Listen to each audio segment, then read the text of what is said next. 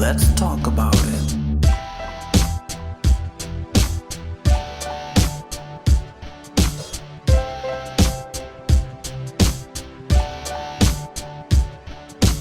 Real truth and power.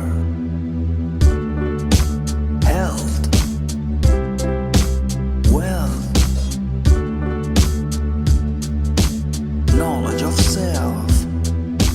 Uplifting the community. Let's talk about it.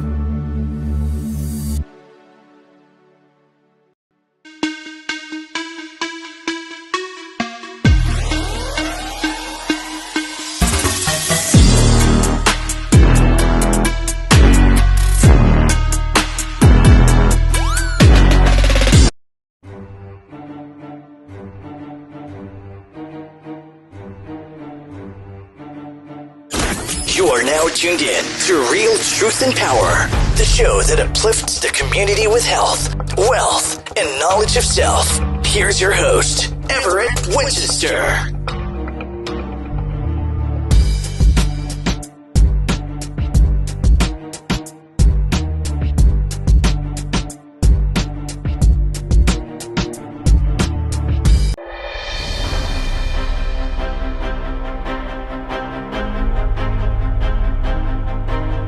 They wiped the archives, said I was divisive, said I was too loud. I've got one shot to bring real truth and power back, or the community loses its voice. It started as a podcast, just the mic, just truth. Then came the guests, doctors, entrepreneurs, revolutionaries. We laughed, we argued, we built something sacred. But the deeper we went, the more resistance hit. Algorithms buried us. Platforms ghosted us. Not because we lied, but because we told the truth. I was ready to walk away. Then, after practice, one of my players, 16 years old, pulls me aside. Dead serious, he goes, "Coach, that podcast, that was the first time I heard someone actually speaking to us." Then he smirks. "Also, you kind of went viral on my group chat. Don't let it die." That was it. I rebuilt the studio from scratch, mic back on, files restored, and this time, I hit record like it's war. Real truth and power is back. Raw, necessary, unstoppable. New shows drop soon. Subscribe now. Share this. And revisit the episodes they didn't want you to hear. Locked. It's real. Peace and blessings, family. Peace and blessings. Welcome to the Real Truth and Power podcast, where we provide health, wealth, and knowledge of self. I am your host, Brother Everett. We had some issues with Facebook, so hopefully people can check in on us. I don't know what really happened, but I did share the YouTube link to Facebook. So if you guys are on Facebook, please share the YouTube link, and I'll try to figure out how I can get back on Facebook. I will research that right now. We do have a lot going on today. Not going to be too long, but we're going to talk about some important topics. One of the things is, well, first let's introduce the show. Good evening, family. This is Real Truth and Power, where we provide health, wealth, and knowledge of self. I am going to take a few minutes to tell you what's really happening right now here in Baltimore, because we never want the Baltimore UNIA or this show, Real Truth and Power, to become a show where we sit behind the microphone and talk about problems without doing nothing in the community. The microphone has to connect to the work. And this weekend, the work continues in Baltimore. So we're going to play a quick commercial real quick, and we're going to talk about some work that we're doing in Baltimore City this weekend. Hold tight, family.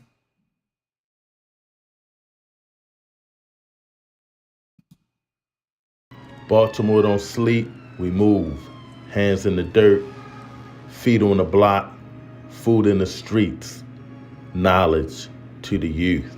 This ain't charity, this is power. The Universal Negro Improvement Association running the community like infrastructure. No permission, no waiting. Black self-reliance in real time. Legacy heavy, boots planted, all in the name of Marcus Garvey. UNIA Baltimore Division 106, Barker Clark. We working.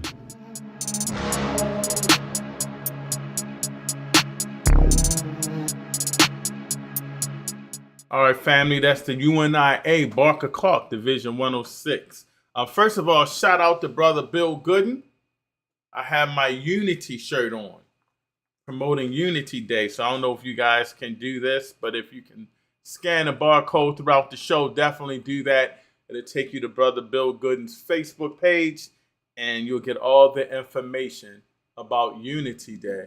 So I want to talk to you guys real quick about what's happening this weekend. Tomorrow, 2304 Pennsylvania Avenue, we will have a food and clothing giveaway. This will be hot, good food, not some just messed up hot dogs or something. We're going to have some great food out there.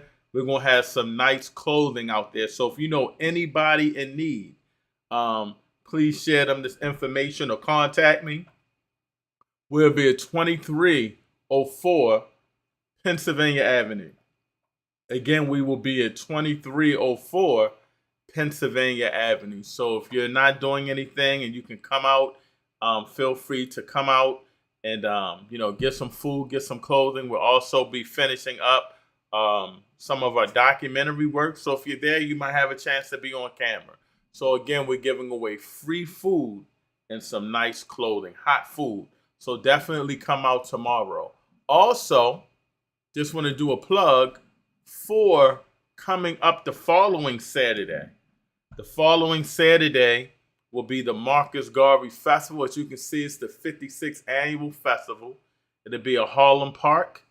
So if you're in the Baltimore area, definitely come out. It'll be from 12 to 7, August the 15th. And then it's going into UNIA convention. For all those that don't know, the UNIA convention is in Baltimore this year.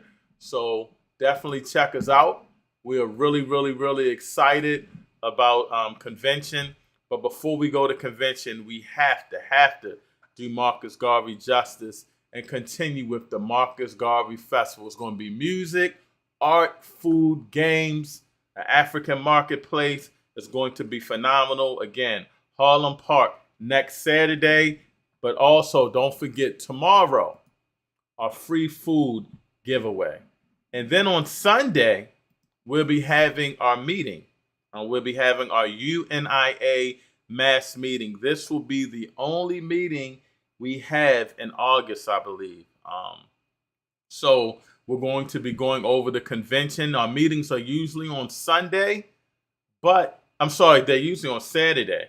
But this month, they will be on Sunday. So I want you guys, if you're not doing anything and you want to join our meeting, do me this favor. If you text meeting to this number, 877-804-2152. Just put that number in, text the word meeting. Just meeting, you'll get all of our information about convention, and you'll get all of our information about our meeting. Our meeting is for everybody. If you're willing to learn about the UNIA, if you're willing to learn about Marcus Garvey and how to help your community, you definitely want to check out the UNIA meeting. Again, our meeting will be Sunday. If you can, again, I'll put that number up throughout the show, 877-804-2152, 877-804-2152. And let me play a little plug about our meetings and how impactful they can be. I used to think revolution meant fire and fists, but silence is louder. I need to speak at tonight's UNIA ACL Zoom meeting, because if I don't, my nephew's gonna grow up thinking power lives outside our people. I wasn't raised on Garvey. I was raised on survival.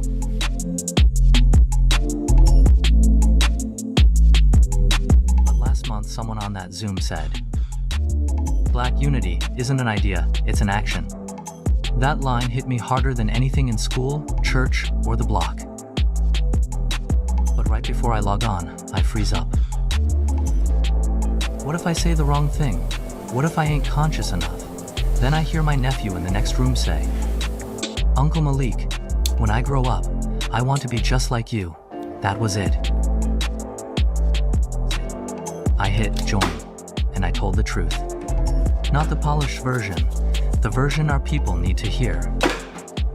Turns out, that voice in your head, it's not fear, it's your ancestors. The meeting didn't just change me, it reminded me who I've always been. Join us, Baltimore UNIA, mass meeting. Join the Baltimore UNIA. Don't let your legacy pass you by. Your ancestors are waiting.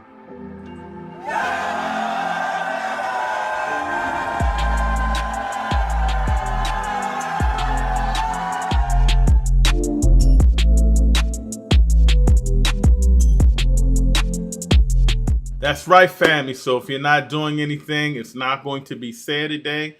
The Baltimore mass meeting will be this Sunday. And if you are interested in learning, if you're interested in hearing what we have to say, all you have to do is go to this number and text meeting. Just put meeting in there and you'll be on our text line. And that is 877-804-2152, 877-804-2152. Sunday's meeting will be on Zoom. Sunday's meeting will be on Zoom. So definitely check us out. Check the chat real quick. Peace, blessings, race first, Brother John. Can't wait to see you at convention. And all of your Legion shirts are in, my brother. All of your Legion shirts are in, race first. All right, family. A lot going on as well. As you guys know, some people call this Black August. But in the UNIA, we call it the month of Mosiah in honor of the Honorable Marcus Mosiah Garvey, the founder of the UNIA, my organization, and the government for our Black people. So we're really excited about that. It's a lot of hard work that we do in Baltimore all the time, but especially in August. And we're blessed to host a convention this year. So I told you we got a food giveaway tomorrow, a mass meeting via Zoom Sunday, and also Saturday night is orientation for all of you UNIA members, especially in Baltimore. If you, I think Brother Oster's about to close up shop and do a quick one. So if you're worried about if you pass or not, definitely go in and check on orientation. We do a lot of work here. So I'm blessed to, blessed to have passed orientation, etc. So also in August, as you know, we have the convention. The convention is going to be powerful. And so we're just really, really excited about that. Moving into the month of Mosiah, we're going to take care of Marcus Garvey Day. And then that 19th, actually the 18th, we're going to be having that Tuesday, we're going to be having our meet and greet. For those that want to come out, we'll have our meet and greet. And in fact, if you're interested in getting information on the convention, you can text this number. You can text meeting or convention, 877-804-2152, 877-804-2152. And you will get all of our information on the convention, especially if we have to change things at the last minute. Unfortunately, sometimes things happen and we got to change, but we will really be excited and you'll get all the updates as they come. So before we go into the show, of course, I got to pay the bills. Let's play a little information about the UNIA convention, and then we'll go into our show. History doesn't remember those who stood on the sidelines. History remembers those who organized. More than 100 years ago, Marcus Garvey inspired millions to believe that a people could rise through unity, organization, and self-determination. Today, that legacy returns to to Baltimore, now for 6 unforgettable days. History, culture, education, and purpose come together. This is more than a convention. It is the continuation of a movement. Join President General Michael Duncan and Garveyites from around the world at the 68th UNIA-ACL International Convention, August 18th through August 23rd, Baltimore, Maryland. One God, one aim, one destiny.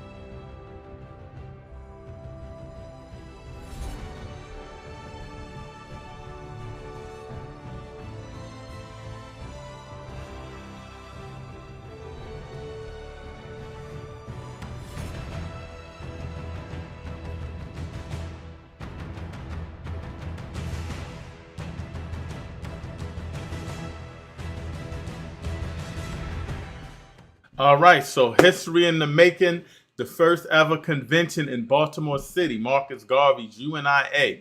So if you guys haven't got the information, again, hit me up. Again, also you can text our text line and get that information, 877-804-2152. All you got to do is text the word convention in there, 877-804-2152. All right, family. So let's go into the show. It's been a nice little vacation, but we're on and rocking. And you know what? Before I start, we're gonna start doing this every night, family. We're gonna have some fun tonight. Before I start, we're gonna do this like they did in the old school days. It's 8:00. Where's your family? And do you know where your kids are at?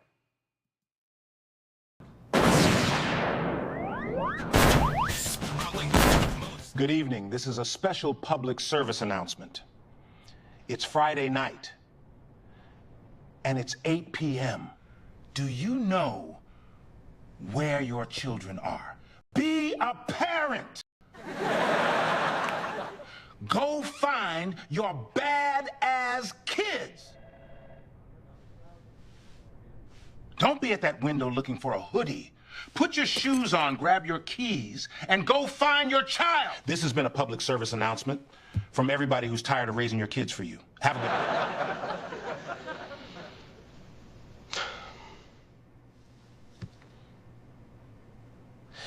Back to the Real Truth and Power show.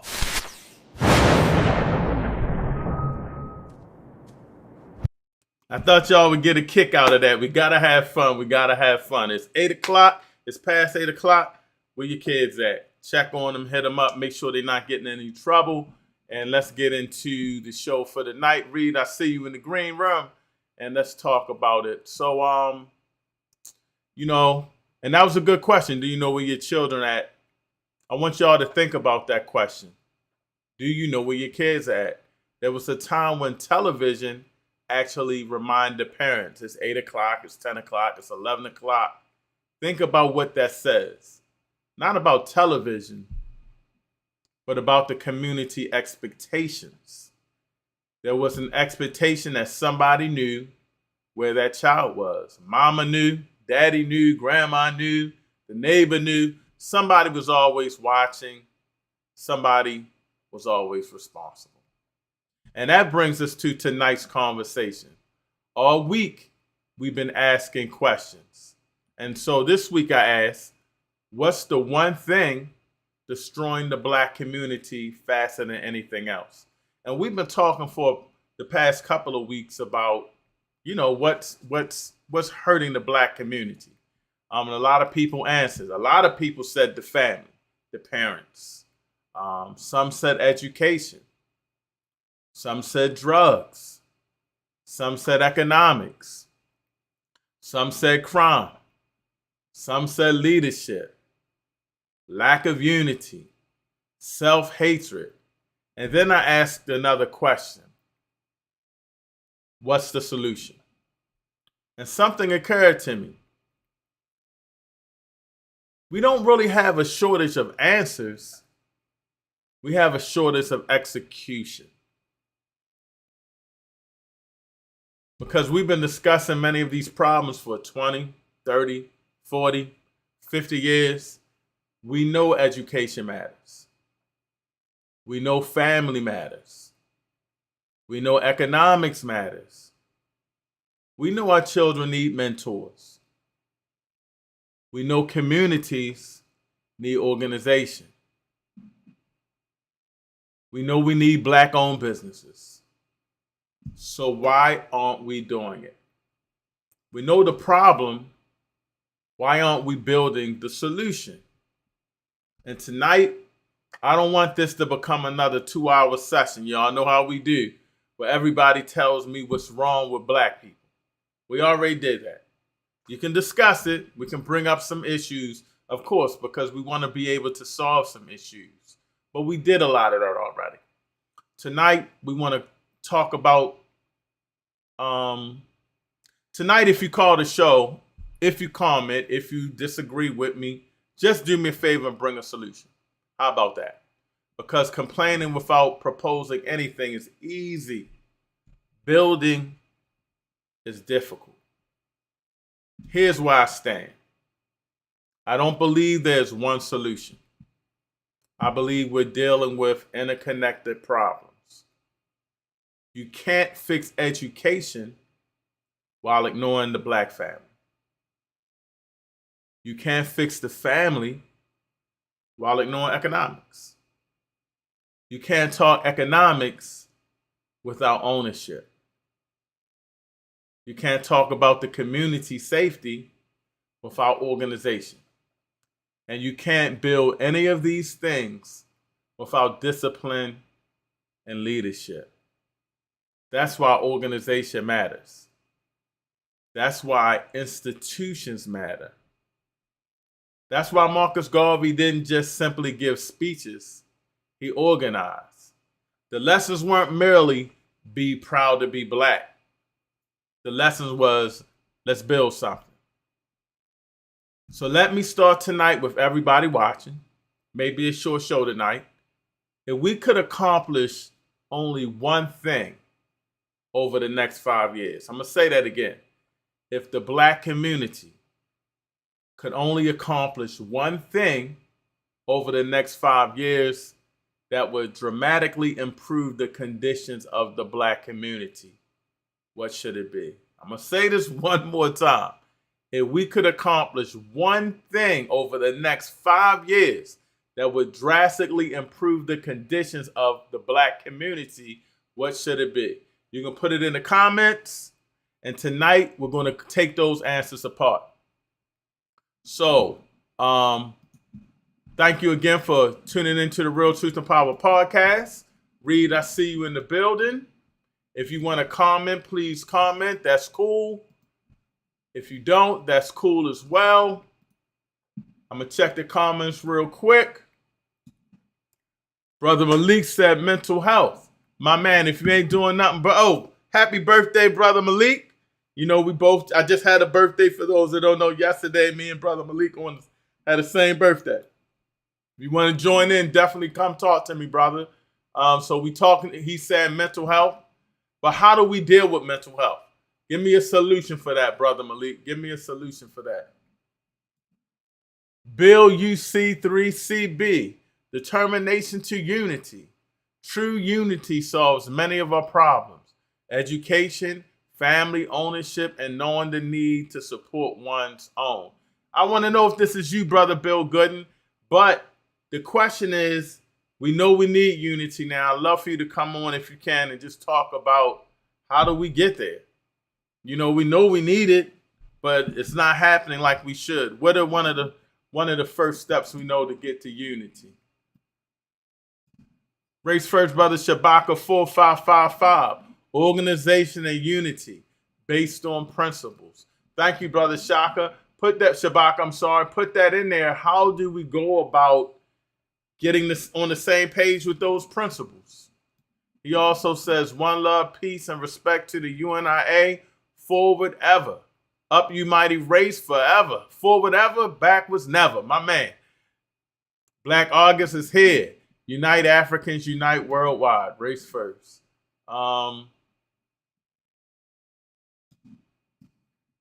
good brother, Dr. Dennis Asar Winkler, man, you had some powerful shows the last few days, brother Doc. Peace and power to you. Brother Keith Scott, we as a black people have the solution, but we lack the power to execute. The Newsom Party. If you ain't doing nothing, jump on, Brother Keith, because, you know, I hear you saying we have the solution, and the Newsom Party is or a black-owned party is the answer. But my question is, why aren't we moving to that? Why aren't people jumping on it? You know, we have the solution, but why aren't we moving forward to get those things? So I'm gonna put the link in the chat if you want to join. I'll put the link in the chat.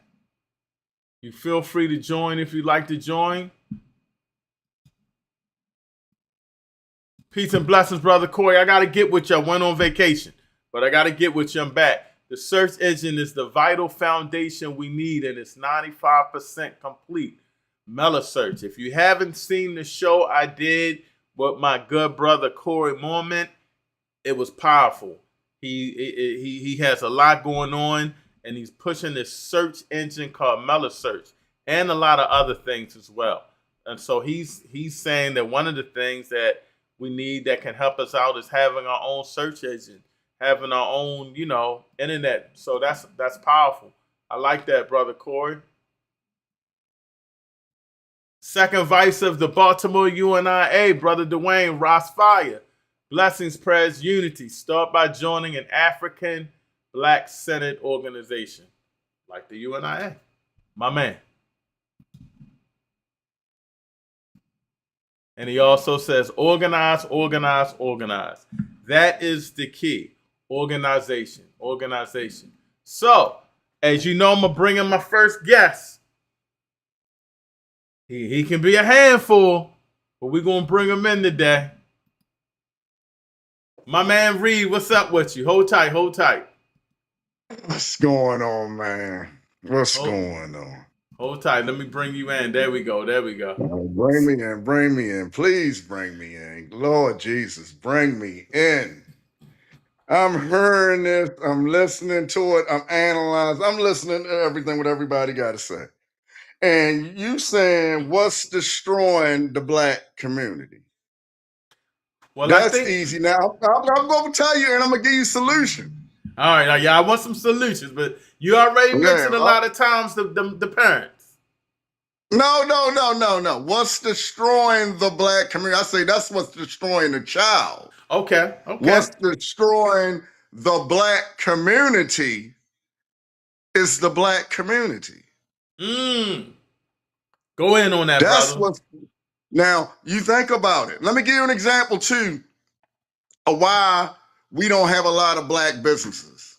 Did you know back in the day, Cherry Hill, and even down to Lexington Market a little bit, we as black people had some of those businesses, but we sold them to the Koreans only to be treated bad.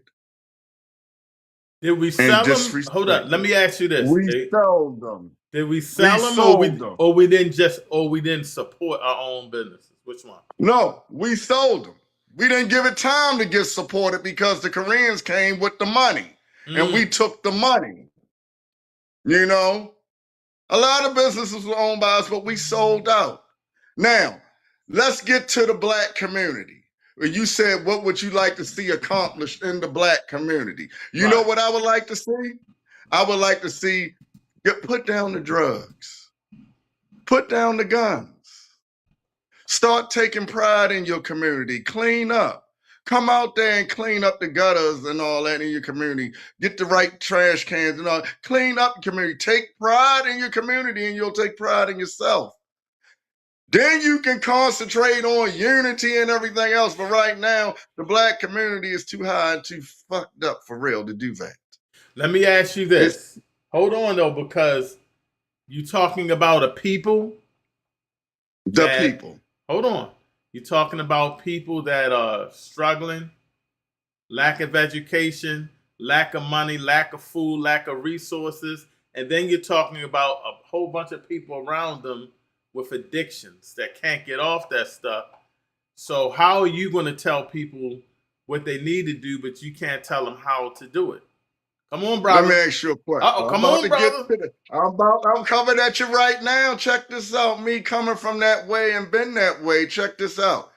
I didn't know, but I researched. There are programs out there. You know, people will say to you, I know how to do this with drugs. I know how to do that with drugs, but I don't know how to get clean. And the reason you don't know how to get clean is the same reason you can't get a job, because you're not looking. While you sitting up there making excuses, somebody else is going to use the resources that's available to you to get that. Now, let's get one thing straight about education. Our education in Baltimore City is not the same education in Baltimore County. We don't have the same education. We don't have the same funding. I told you when I worked out Hunt Valley and we was at this school and we were delivering some books, to the library and everything, right? Mm-hmm. I see kids outside 10 o'clock in the morning and kids jogging around the racetrack.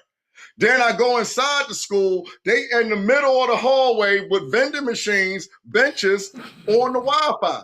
So check this out. I said, wait a minute, why y'all not in school? You know what they said? This is our free time. This is our time to study. This is our time to do this, to do that. So you know what I mean? I see you, but all right, let me go back to the drugs real quick, because you said something.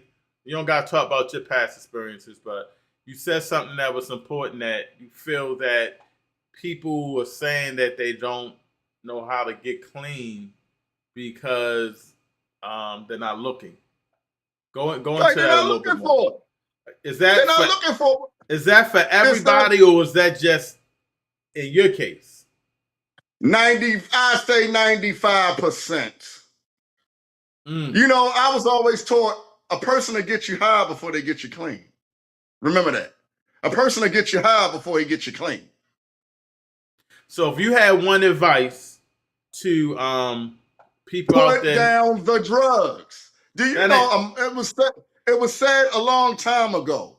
A mind is a terrible thing to waste. Do you know what some of these drug addicts are some of the most smartest people in the world?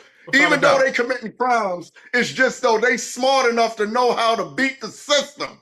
Now, if they were off them drugs, do you imagine what they'd be doing? They'd probably be running their own businesses and everything else. We let the white man bring them in here to us. Nobody told us we had to use them.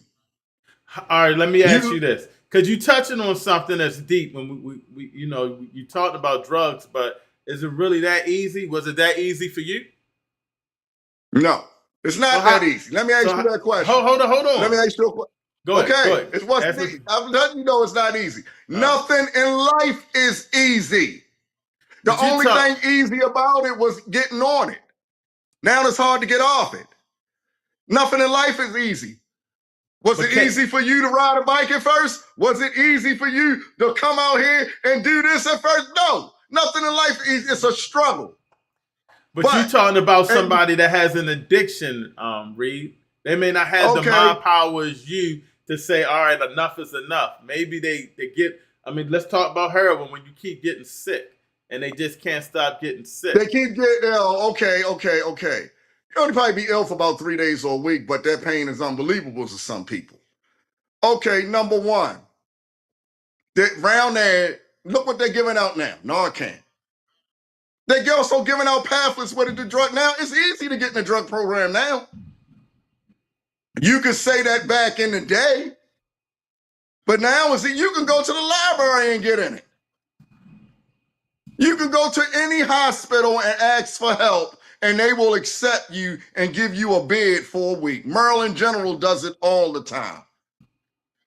And like the girl told me, you'll be amazed at how many of these people call in or come up here and then leave or don't even show up.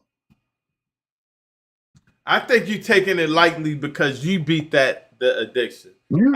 I'm taking it serious because check this out. You gotta want to do it. Let me explain something to you, and I'm gonna say this to you on here because I want you MFers to listen. This is something my mother said to me. I used to walk, no lie. I used to walk from Cherry Hill all the way up to Cooks Lane. I would call on a payphone, or if I had my cell phone going, I would call to hear my mother answer the phone. So when she would answer the phone because she went to church late, I knew she was there, so I would hang up, keep going by the time I get there. So it was one particular night, I would come up there, and I would say, Ma, you need anything done around the house or anything? She'd be like, fix that or fix this for me. I would do it, and she would give me some money. So one night, she ain't need nothing done, and I asked her for some money.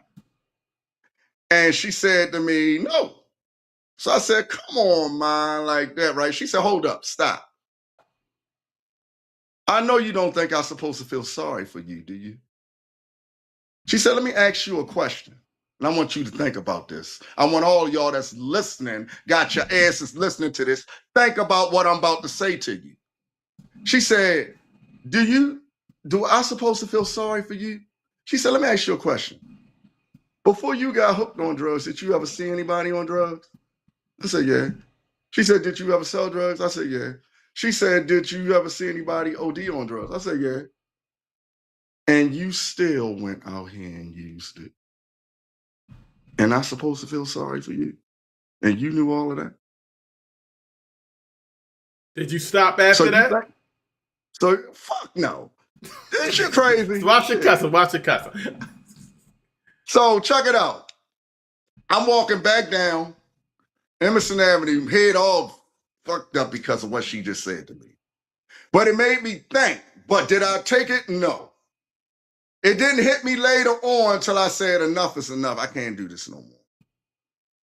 And it's like the flashbacks came back, and it was like that right there I knew. That's why I'm trying to say it to you. Ain't nobody put a gun to your head to make you do anything you didn't want to do. I'm pretty sure the federal government, if they knew this shit would cost them this much, they wouldn't have put the shit out there in the first goddamn place. Well, I do gotta say this for those that's listening. I do commend you for like I said, I've known you since I think kindergarten, first grade for sure. In fact, I think my first job was when we was walking around with buckets, washing cars. Remember that? Yeah. Yeah, how about that? So I commend you on beating your addiction. I guess this is a bad time to ask for my $25 back, but we'll let that go. But I thought I gave it back to you, bro. I thought I gave it back to you. You know what? I'm a cash app. Go ahead. I'm just messing with you. But I'm just messing with you, man. I'm gonna just keep messing with you about that. But yeah, addiction is something. But do you think it's that easy? And what are you telling people? Yes, it is easy. What if you want to do it. What if people want to do it, but they don't have the confidence? Check this out. First of all, you got the confidence. First of all, like me, it's almost plain and simple. It's common sense. They'll tell you and that should change people, places, and things and all that. Look, I don't hang with the same people that I used to hang with.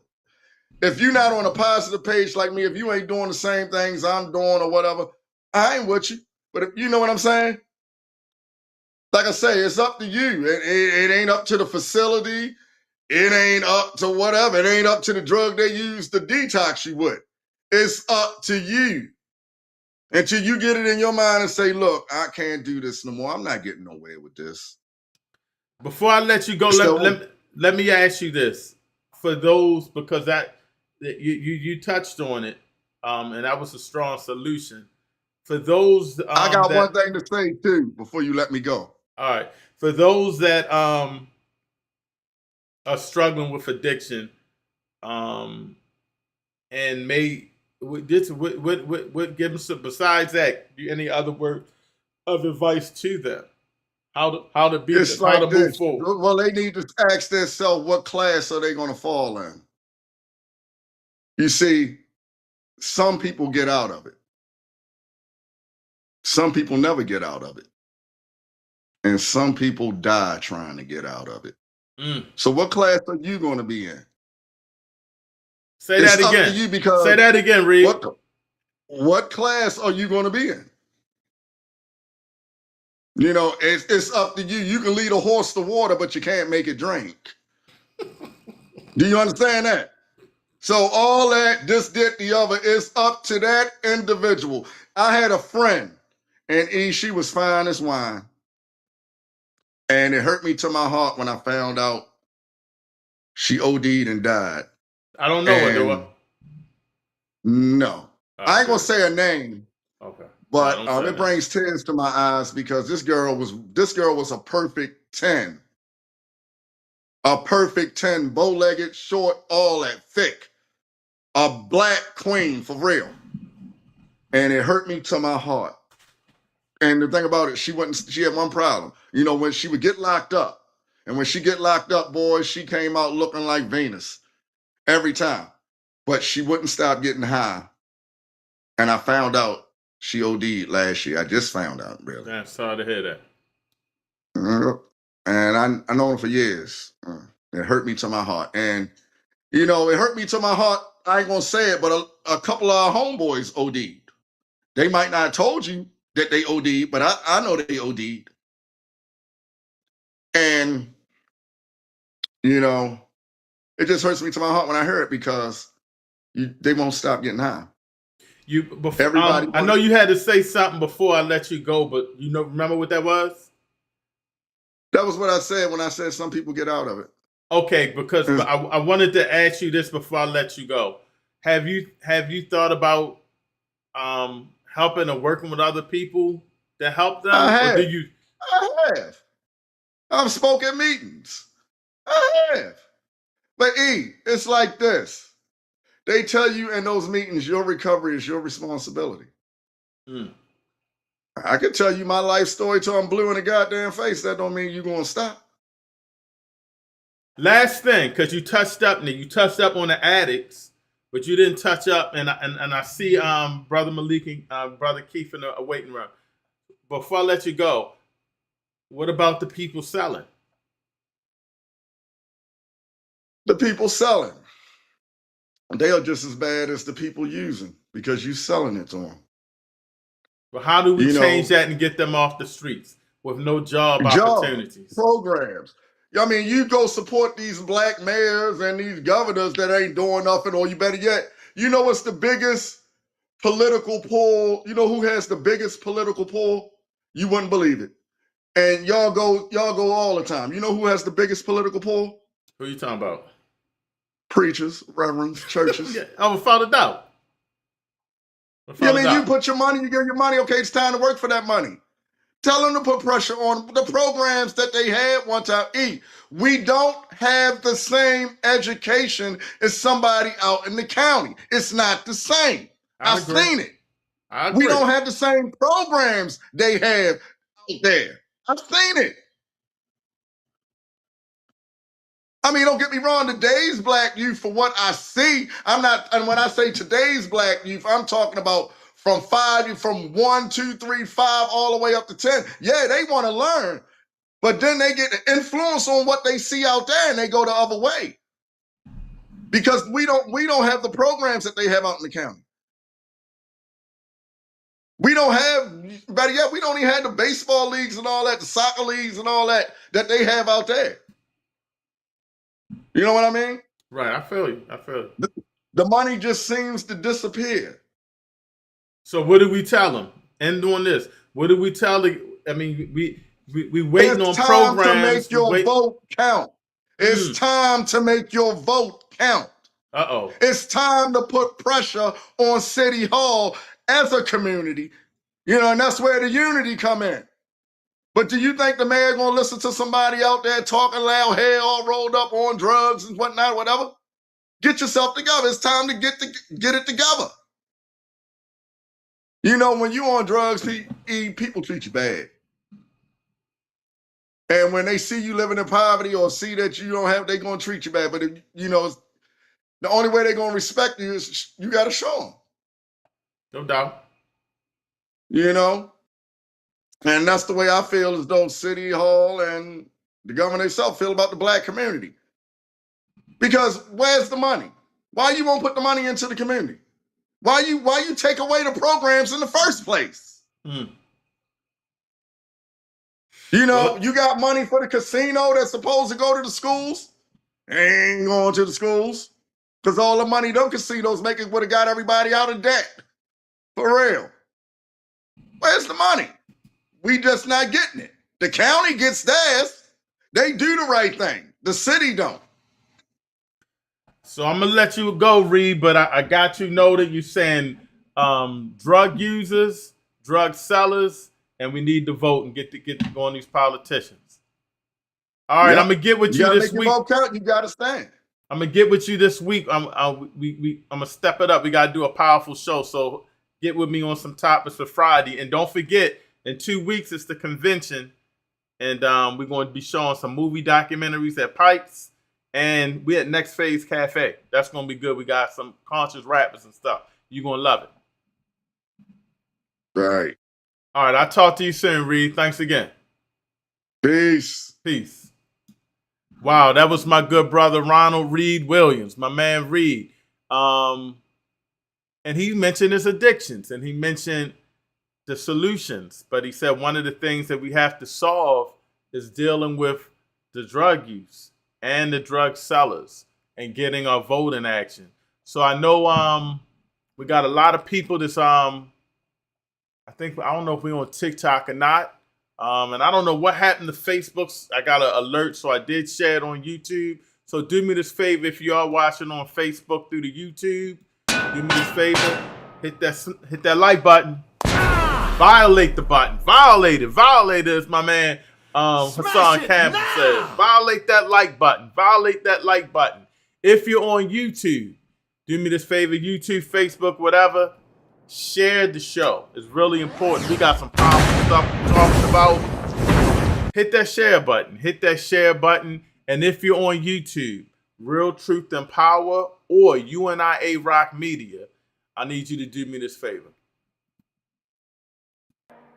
Subscribe. If you subscribe and then hit that alert button, you'll always know when we go live. We hardly ever have any problems with YouTube, but for some reason, I'm not sure if we're on live on Facebook, but we are on Instagram.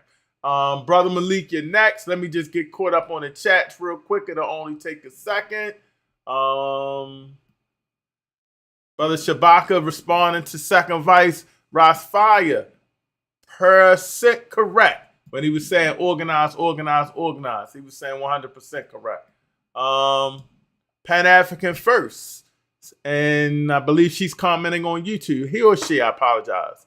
We've lost the concept of self-reliance and self-determination as a whole.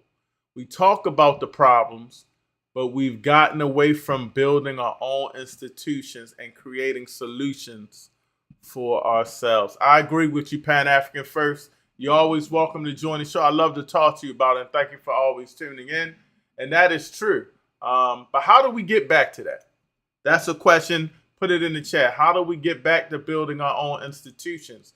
And will our people even support our own institutions? Brother Tommy, I think Brother Tommy is on Instagram. Happy born day, brother. Love you. Love you too, good brother Tommy. Thank you. For those that don't know, birthday was yesterday. And we still grinding. Brother Shabaka says we must organize and show the community an organized effort. Real brothers and sisters working for real things. Tight organization with plans and objectives. I agree with you. But getting everybody on the same page is just tough. You know, my thing that a lot of times is it's just too many egos. We got a lot of good brothers, including myself.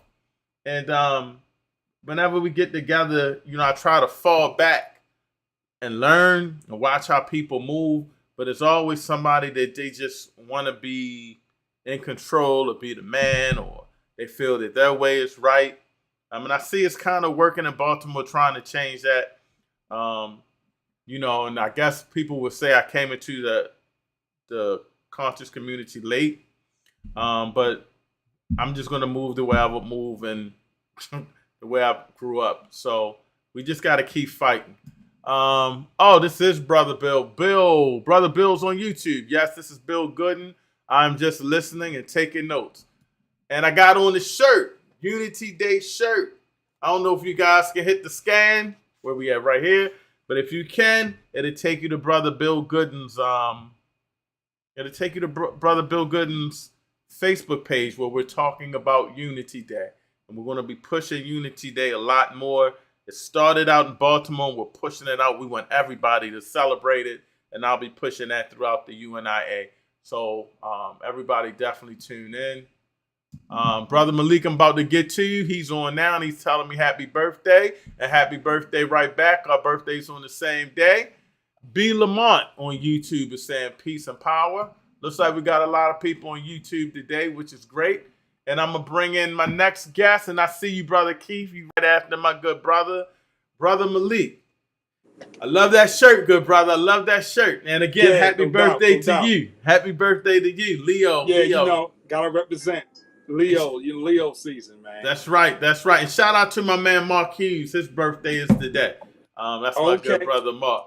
Yeah, so, I don't know if you was listening early, but we was talking about solutions. We always talk about, the drugs and the crime. Like my man Reed said, he started talking about the solution of how to get off of the drugs and how to deal with that. So what it do? I mean, I guess you got to go into the issue before you get to the solution, but talk about some solutions and how we can manifest them. Right. Well, first and foremost, I'm feeling a little tender. I lost one of my relatives to, drugs. And I admire the gentleman that came before me to admit that he conquered it. He beat it. He made a lot of points. I take it personal when people daughter Baltimore City Public Schools. And this is what I say to them. Real simple. Do you have any kids that's in the school? If you're not raising any children in 2026, you are not qualified. You're not a father who's been running the PTA. Now both my kids in high school. And I'm blessed. I have a good ex-wife.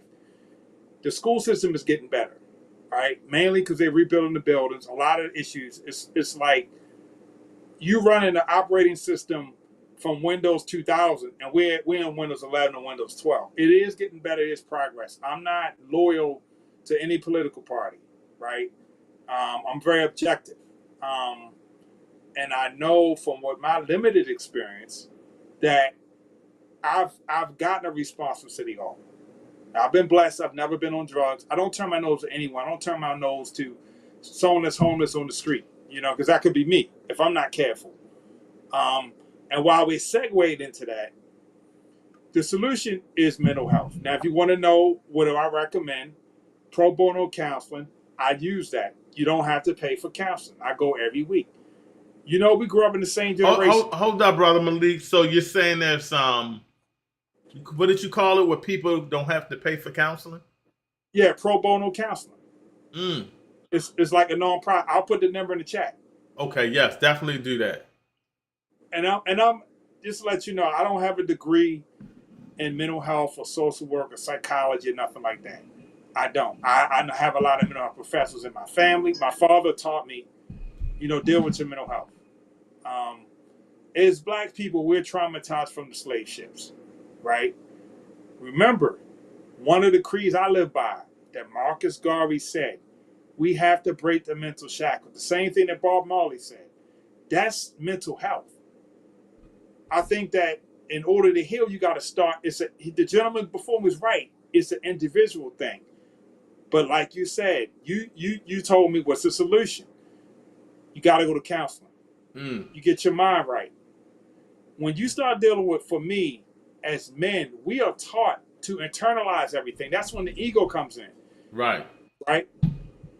But when you learn to be vulnerable, you're actually stronger because you look at everything objectively. You can articulate yourself. You can keep your emotions in check. Ego drives your emotion. And bottom line, if you late in the game, man, I'm practically, a senior citizen. But You know, I've done a little stuff here and there. You ain't there yet, brother. You ain't there Hey, yet. look, I'm going to that gym, man. My daughter be 14, if you catch my drift. So Right, I feel she'll be 15 in September. So, you know, I'm like, look, just in case. You know, just in case. Anyway, I digress. I ain't going to get to all that. But, you know, it's being recorded. So I'm going to leave it alone. But, you know, that's to me, that's just, the gentleman was right. It's an individual choice. But understand, you got a bunch of sheep. It's a thing called algorithm. People are going to follow what's in vogue, what the style is, right? People don't get help because it's not popular to get help, right? So that's why people don't know. Oh, I can't go to counseling. Well, no, I go. You can go. It's free for men because men it took a lot because it's a lot more stuff for women. It's not a lot of stuff for men. A lot of black men don't want to go to therapy, like the gentleman said before. You don't have to necessarily be on drugs, but you're just going through life. If you want to be successful in business, you got to get your mind right. And it's something I say on social media. It's something that I believe, you know, it's like bamboo. You got to have a strong base, and then eventually you just grow. That's like bamboo. From what I understand, it grows underground first, and then it shoots up. So that's kind of how it is. With mental health, you got to get vulnerable, right? Yeah. And that's when ego comes in, because ego's tied to emotion. Look, this battle been around before us. It's going to be around. We are benefiting from the prayers of our ancestors. Not just Marcus Garvey, but the regular people. Because, you know, what's going on in this world, you know, our ancestors have endured worse. The issue in the black community, remember, we're, you know, almost 60 years from the civil rights movement, 40 years from the crack epidemic. People are traumatized, and there are resources available for our kids. The school system is getting better. Another school, Cross Country Middle, that's kind of in Upper Park Heights, but a lot of schools are it is getting better. I mean, that's in Baltimore, Cross Country. They have one in Baltimore because my daughter I didn't know that. Western next year. And they're rebuilding Western, right? But they're using the old Northwestern and Upper Park Heights while they rebuild Western. Also, Frederick Douglass High School just got remodeled. That's not gentrification in that area near Montgomery, possibly, but you can't blame that on everything. Well, they're doing that because they're trying to move the white people in. The bottom line is in 2026, black kids are benefiting from it. Poly is not the only school in Baltimore City that has an engineering curriculum for our black children. My son goes to Patterson. He has an engineering curriculum. He has AP classes. So all those people talking about the Baltimore City public schools, are you raising children in Baltimore City? If you're you said something, not to cut you off, but Baba Ori Shabazz always comes on, and he works in the school system. Shout out to you, brother Ori, if you're listening. And he mentions that as well. He's like, you know, it has its challenges, but you know, it's good work being done in there. Right, and that's mindset. If you come in with a slave mindset, the white man ain't against you. They not. You come with a lion mindset, you know how to adjust. You know how to shine like you. You know how to shine. You know how to appear non-threat. You're looking at the long game. You're looking beyond the scope of what's in front of you, beyond the scope of your ideology. That's what I do, you know. And that's something that I'm still learning every day. You know, it's my issues is minor anxiety and, you know, just trying to become successful in business.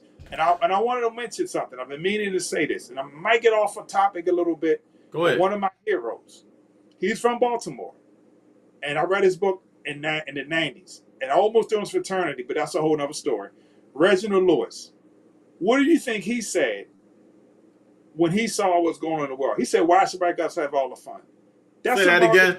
I lost you on that. Why should white guys have all the fun? Okay. That's a Marcus Garvey mindset. Now, as far as I know, he was not a Marcus Garveyite, but he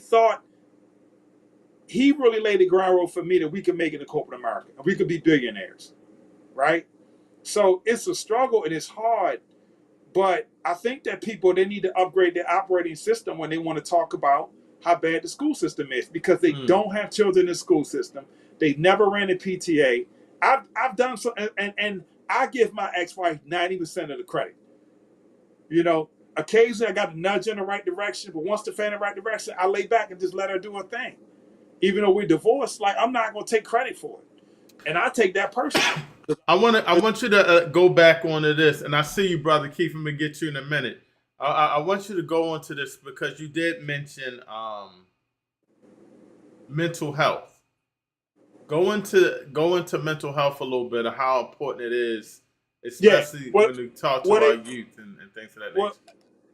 Just not to tell you all my business, I have a son that's on the spectrum with a mood disorder, and it was a challenge for my family with COVID.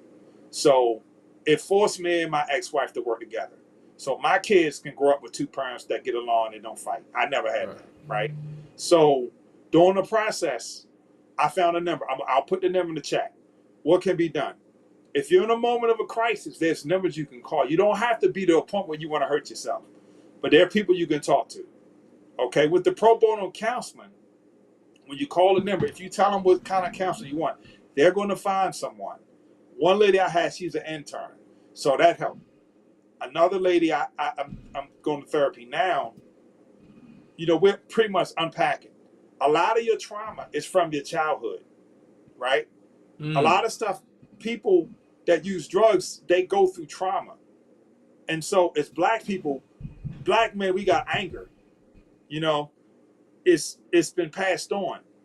You know, it's been, and so a lot of times it's just, it's something that's been passed on.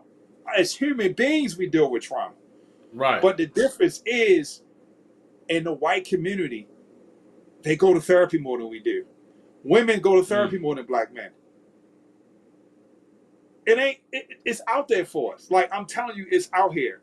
You know, and I'm going to keep it a buck. If you study a lot of these top-notch people in Silicon Valley, a lot of them went to therapy. They had breakdowns, but they got it's something about therapy, especially with black men. Yeah. It's a stigma attached to it where I'm not even gonna say black men realistically. If you watch shows like what was it, Sopranos? I don't know if you ever watched that show. He was in therapy. And he didn't want anybody to know he was in therapy. Well, there's a lot of reasons for that as well, but yeah, but they're very, you know, they got a real hyper macho type culture, whatever. Right, you know? right. Just stay away from me, don't bother my family. That's my whole attitude, you know. So, yeah, right. So, yeah. But that's interesting that you touched on that, because that is something that I believe that through a lot of things, through you know, oppression, slavery, the conditions that we live in. Yeah, it's a lot of PTSD. Trauma. Yes. Yeah. I will say, what was it? Post-traumatic slave? Syndrome. I forgot. Syndrome. Yeah. I said it right? Yeah. And I'm not an expert on it. I just work on myself. Right. So I'm not one to counsel nobody because I don't have the patience. I switched my major at UMES from physical therapy rehab to hotel restaurant management because I'm like, listen, we was in case management class and they talk about incest. And I'm like, no, I'm done. That was enough for me. I can't. I thought my family was crazy. I'm like, no, because I remember I was like, no, I can't deal with it. But, you know, as far as racism, we always got anxiety when we see the police. You know, I've been blessed. I worked in corporate America. I didn't deal with a lot of racism. You have to factor in, historically speaking, my daughter once for a track team, McKim. McKim was an abolitionist. He was a Quaker. He helped Harriet Tubman doing the Underground Railroad. There were whites that actually helped black people. Right? That's not, I mean, let's just keep it a buck. Like, John Brown was there were a lot. And there are a lot of white people who don't want the country to go back. So we don't have to necessarily fight like Marcus Garvey had to, how he ignited, more or less started the civil rights movement even to this day. And I think that now we see the cops, we got anxiety, you know? I think now it's PTSD. You know, the gentleman with you know, losing a woman that he loved, he was really attracted to drug addiction. I just lost one of my cousins. I'm feeling kind of depressed about it, you know, and I'm just not. I'm just like you say. I like to say a lion, man, and I don't mean it's egotistically, because a lion struggles hard. Like if you're a weak lion, the lioness will kill you. So they will take you out. So we in Leo season, but I just think that that's the solution. I mean, you have to decide. You got to conquer your demons, whatever they are. A lion has a coalition and a pride. You can't do this alone. Before you go, Brother Malik, any advice to some people that may need mental health help or have a child or mental health? How what would you tell them, and how about going about first thing taking the first steps to getting help? Yeah, well, I'll put the pro bono counselor in the chat. The first thing you want to do is that you want to with the school. My son is on a 504. They were at Woodhome, and this is why dealing with black folk in Baltimore City left a bad taste in my mouth. Anyway, long story short, I got them transferred to Medfield. And then eventually when COVID happened, that's when they hit the fan. It's just that both parents have to put their ego aside. No matter how much you can't stand that woman, she get on your nerves. During a crisis, as a man, you got to man up. You got to step up and do what the heck you got to do. As a man, it is not fair that as men, okay, you have to do the best for your kids. Now, if you have two parents that are cooperating, right, that works. But I had a client tell me that, she was having issues with child support. But anyway, I digress. I'm going to focus on the mental health issue. So what you have to do is I'll put the pro bono counseling number in there. You have to seek counseling. Now, there are resources. Fortunately, my ex-wife, she has, like I said, she gets most of the credit. She has good insurance. She works for the school system. So, but you have to take it seriously. And it's going to take a while for you to find a good therapist. Hopefully you'll look up and find a therapist. It took us it took us a year or two. Damn, that's a long time. Well, it was some pretty intense negotiating with my ex-wife, and that's my story, and I'm sticking to it. Okay. All right. But anyway, everybody in the family has to go to therapy. We ain't talking about no marriage counseling because it's traumatic. Right. Seeing your child go is traumatic, right? And the men, you got to take the lead. And if that means that you have to impose your will on your ex-wife or whatever, then you do what the hell you got to do to protect your family. And there were times where I had to impose my masculine will on her until she eventually saw that I'm trying to protect the whole family. And that's it. That was my intention. But it's ego. It's my ego. It's her ego. Now, when my ex-wife stepped back and let me handle it, things are falling in place. God designed the man to be we're designed to be the protector, right? So I have a high sense of I was brought up a sense of self. So I have a high protective prowess. So I know a threat before that. Now, too little, too late with the marriage. But now she's willing to step back and just let me handle certain things. But I give her all the credit for the success because she deserves it. But I think that's the issue. So everybody in the family has to get help. And everybody in the family has to be brought in. Because unity starts with the family. Now, you got a lot of broken homes. And that's when therapy comes into place. And it's not going to happen overnight. I've been going to therapy off and on since 2014. Right? And you have to dedicate. It's a part of my life every week, at least four times a month. Because the COVID caused a lot of mental health issues for all people, and that's the issue. Drug addiction is therapy. People want to step is therapy. Most people that's on drugs, they followers. I don't mean to disrespect nobody. You're a follower. You let someone influence you. That's what Reed said. That's what Reed said. Yeah, it's the algorithm. When you start changing the algorithm, people gonna follow, right? So it is that people have a choice, but it's the energy, and that's what I'm speaking. The algorithm, whatever I speak, that's the energy I'm putting out there, And I think that it starts with your mindset, what you think, and every day I work on mine. But my profession, and again, I don't want to talk about what I do because with respect to the podcast, but we talk about mindset, right? And we talk about, and that's important because a lot of people that became wealthy in this country, they had to change their mindset. No doubt. And our ancestors, they gave, like my friend, one of my friends on Facebook, I ain't gonna put him out there because he may not want me to. Our ancestors gave us the blueprint. So we don't necessarily, we had the blueprint with Marcus Garvey that he passed on and how he affected the nation of Islam. And how, I mean, he has such a wide way. And he talked about independence, but it all stuff, Bob Marley echoed his same message in the 70s with the Redemption song. Because a lot of this stuff when I was a kid, like you give me, this is 30 years worth of stuff bottled up. You give me the opportunity to talk about it. So it's therapeutic for me. Right. But I hear what you're saying. That's the reason why I don't want to get involved, too much. Because I don't have the patience you do. You got a lot more patience than me. Well, I'm in the community, so it's a fight, and I gotta do some things to clean up with some of the things I caused. I tell people, look, bro, you need to go to pro bono counseling, and you need to learn to be vulnerable for one. And like, I don't care. I will respectfully, diplomatically go for blood, but I would do it in a constructive way. That's why I know I'm not cut out for it. I feel you. Know. Yeah, because I have an ego, but I'm not going to step on nobody. But if you push me, then I'm, that's why you can be the Leo, you can handle that. I'm just going to chill in the background, bro. No. But look, Brother Malik, I appreciate you. Let me get through the chats, but please, put that information in the chat, and I'll put it up on the screen. All right, I appreciate you again, good brother, and happy birthday again to you. Thanks. Happy birthday to you too. Peace. All Leo. Right, peace. Big it. Leo energy. No doubt.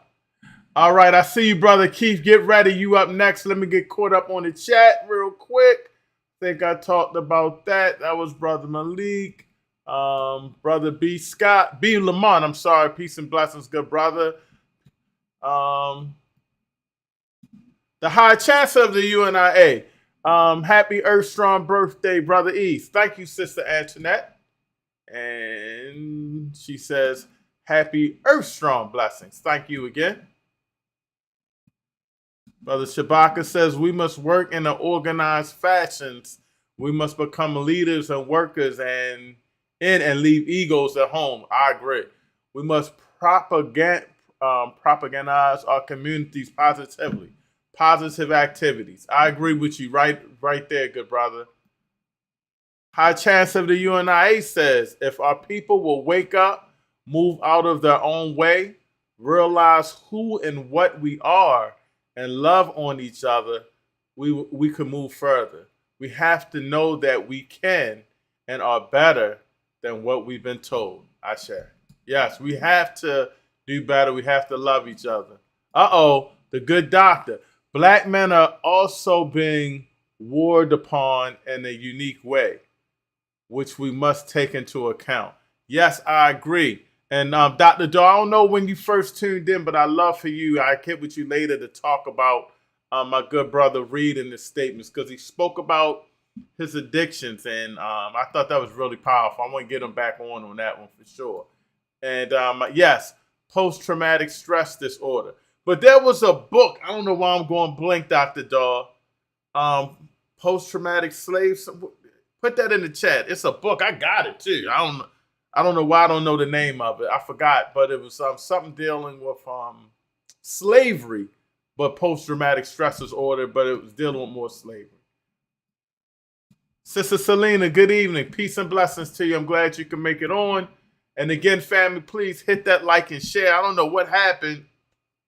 We on YouTube. I shared the YouTube link, but for some reason it kicked me off Facebook. Something crazy.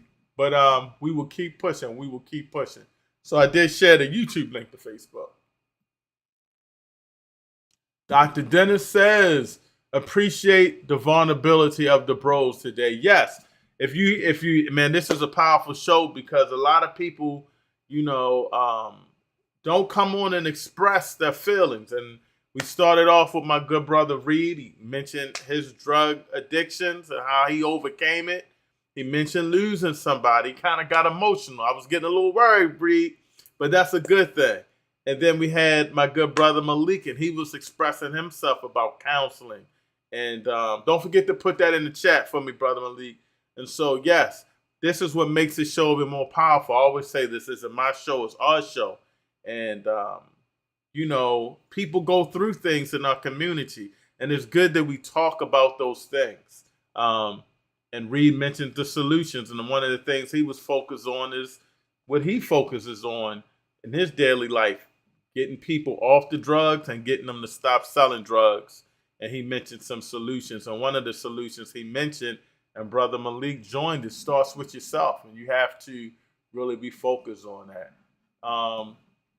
Dr. Dawes says, note that most therapists also take Medicaid and other insurances. Interesting.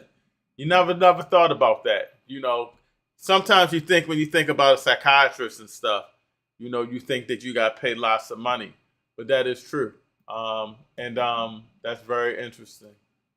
Sister Selena says, happy born day, Brother Everett. Thank you, Sister Selena. I'm old. I'm showing the grays. I got to shave my beard down. So I've been rocking the grays for a minute, but convention coming, I got to tighten up and shave. Dr. Dawes says, most are struggling and trying to self-medicate. Interesting, Dr. Dawes. Interesting. That's what it was. Yes. Dr. Joy DeGroy. Yes. Post-traumatic slavery syndrome is the book and theory she created. That was the book. It might have been Dr. Me did a few books. It might have been Dr. Ma'at's book club. But I think I've read that more than once. But that's an interesting book for y'all to check that out. Yes. And B. Lamont says, real talk, great conversation. Thank you. Before I bring in my next guest, for those, if you do want to join, I'll put that link up in the chat. Again, we are talking about solutions. Of course, when you talk about solutions, you have to talk about the problems, but we are talking about solutions. And it's very important that we talk about solutions to fix ourselves. So again, I had an issue with Facebook, but if you're on YouTube or whatever, please do me a favor, violate the like button. Bang that thing. Let's get these likes up so everybody can get the information. And you can also do me a favor, YouTube, share, Facebook, we're on the gram, Instagram, and we're on Twitter, we're on X. So hit that share button. And also, if you're on YouTube, UNIA Rock Media or Real Truth and Power, hit the subscribe button. Show brother some love. We know how to get the UNIA Rock Media caught up with Real Truth and Power. Hit that alert bell once you subscribe. So every time somebody goes live, especially on UNIA Rock Media, you'll hear about it. We're about to be doing some more shows on UNIA Rock Media. On Mondays and Tuesdays, we have the premiere show, Community Focus. And I've been coming on Fridays, Real Truth and Power. And we're looking to get a bunch of divisions to start doing that show so you can really starting to push the YouTube and UNIARockMedia.com. And so let me come back with my good brother Keith Scott. But of course, we got to pay the bills. For those that don't know, we took off Friday. I went on my first cruise. I got motion sickness, so I've been kind of hesitant. But the wifey said, you know, let's go. So I went on my first cruise, and we went through the UNIA's travel agency. Check this out. I used to think vacations meant white sand and pool drinks, until I realized I was skipping my story. I've got 10 days to reconnect with my roots, or spend another year feeling like a tourist in my own identity. So I booked with Black Star Travel. They don't do tours, they build homecomings. Real connection, real culture, no filters. I thought I'd be the outsider, but the moment I stepped off that plane, I felt seen. They weren't just places, they were pieces of me I never knew I lost. Travel with purpose, travel with pride, travel with Black Star.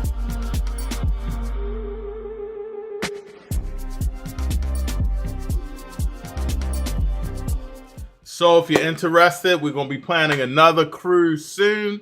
It's good to get away. Also, the UNIA, the main body UNIA does 2 trips to Africa per year. So if you're trying to go to Africa, you definitely want to go with the UNIA, the fellowship with that red, black, and green. But if you're locally in Baltimore, definitely hit me up. We could get you straight on all your travel arrangements. Again, the convention is actually here in Baltimore this month. And we got a lot of work going on. Before I bring Brother Keith in, I just want to go over a couple of things. If you missed it, that we are doing in Baltimore tomorrow, we will be having a free food giveaway, free food and free clothing. So you guys definitely want to check that out. I'm trying to find the flyer. I know I got it up here somewhere. There we go. Boom. So we will be at 2304 Pennsylvania Avenue. That is actually our meeting place for the convention. 2304 Pennsylvania Avenue. Come on by, bring some clothes. We're going to be serving some hot food, and not hot dogs and hamburgers either. Our community organizer, Sister Chanel, and our family do a great work. And we're going to have some people in there as well to help you with, if you're in need of housing and other issues, there'll be people in there to give you information to help you out. So that is definitely tomorrow. And then Sunday, we usually have our mass meetings on Saturday, but Sunday we'll be on Zoom. And if you're interested in learning about the UNIA, our convention's coming up, so I'll be doing a quick go through of our Constitution, and we'll be talking about a lot of things that's coming up in Baltimore with our convention and so forth. Take this number, and all you have to do is text meeting 877-804-2152, and you'll get all of the meeting information and all of the convention information. And if you just want the convention information, just text convention.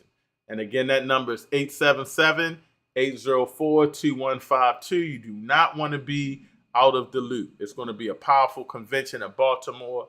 The leaders of the UNIA will be here. And also, next Saturday, the Marcus Garvey Festival in Baltimore, August 15th, 12 to 7 at Harlem's Park. 600 block of Gilmore Street, 21217.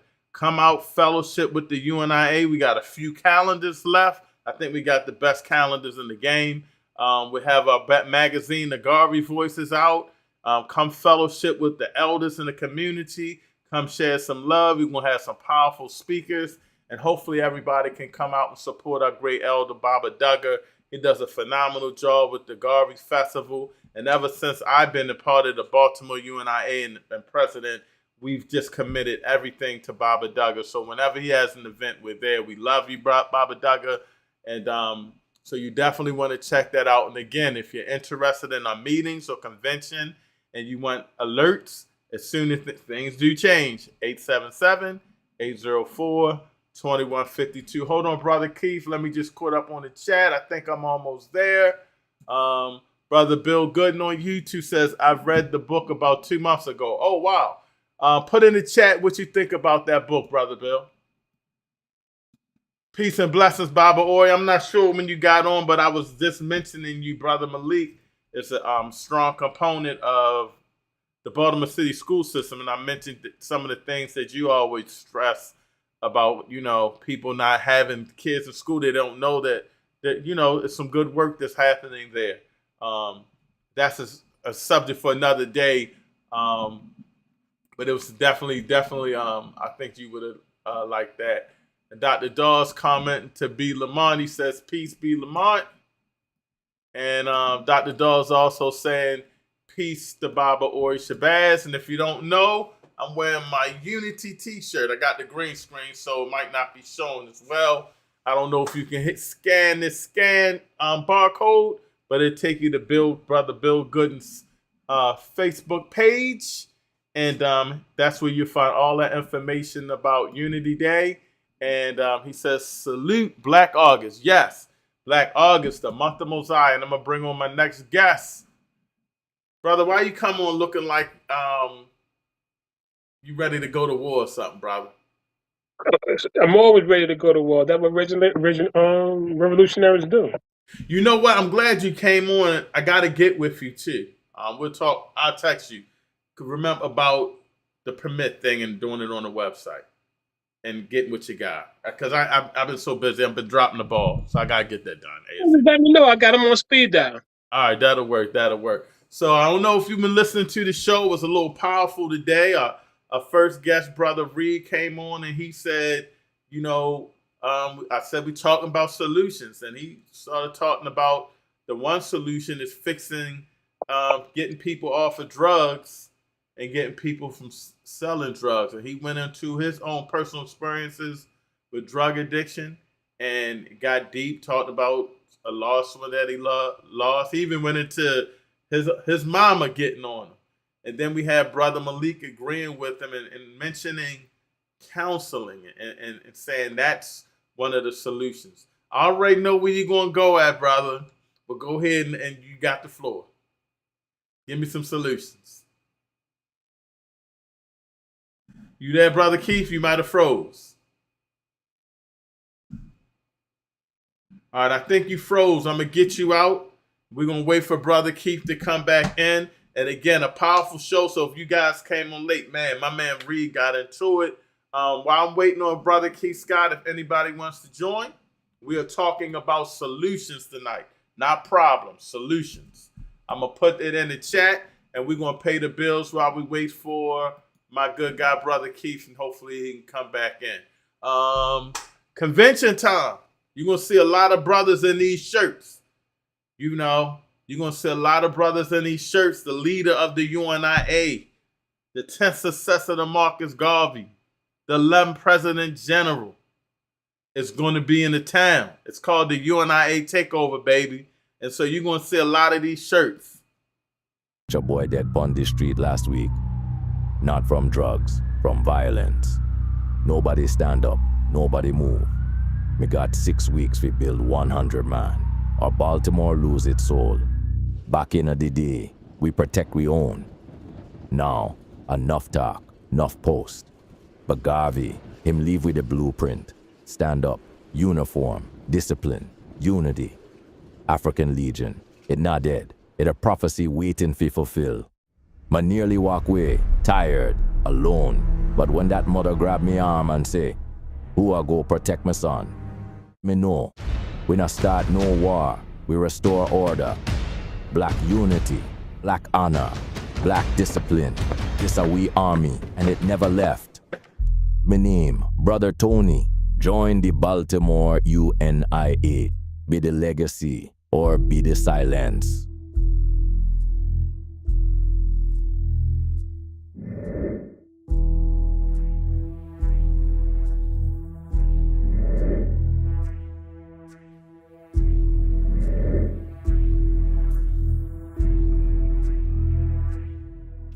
That is the African Legion.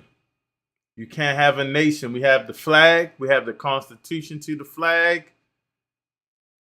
You know, but you have to have a military to that flag, and that is the UNIA African Legion.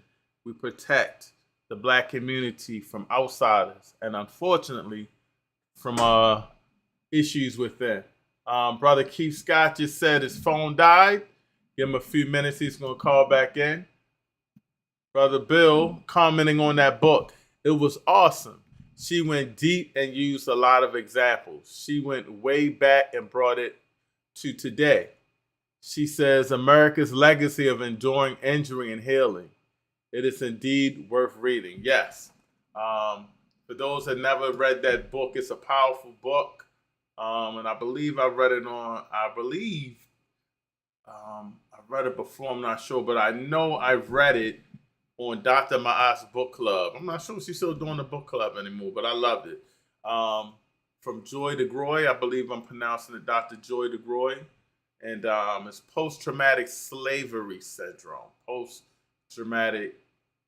Post-traumatic slavery syndrome. Thank you, Dr. Dahl, for that. And that That is a powerful book. When we start talking about healing, mental health, like Brother Malik said, that's very important. And Brother Ori is saying, greetings, Dr. Dawg. Peace, good brother. All right, so while we're waiting on Brother Keith Scott, we're going to start doing this now. So from now on, we're going to always make ourselves responsible for getting the word out. You know, we have to be responsible, so we have to continue to go back sometimes and ask ourselves, where are kids at?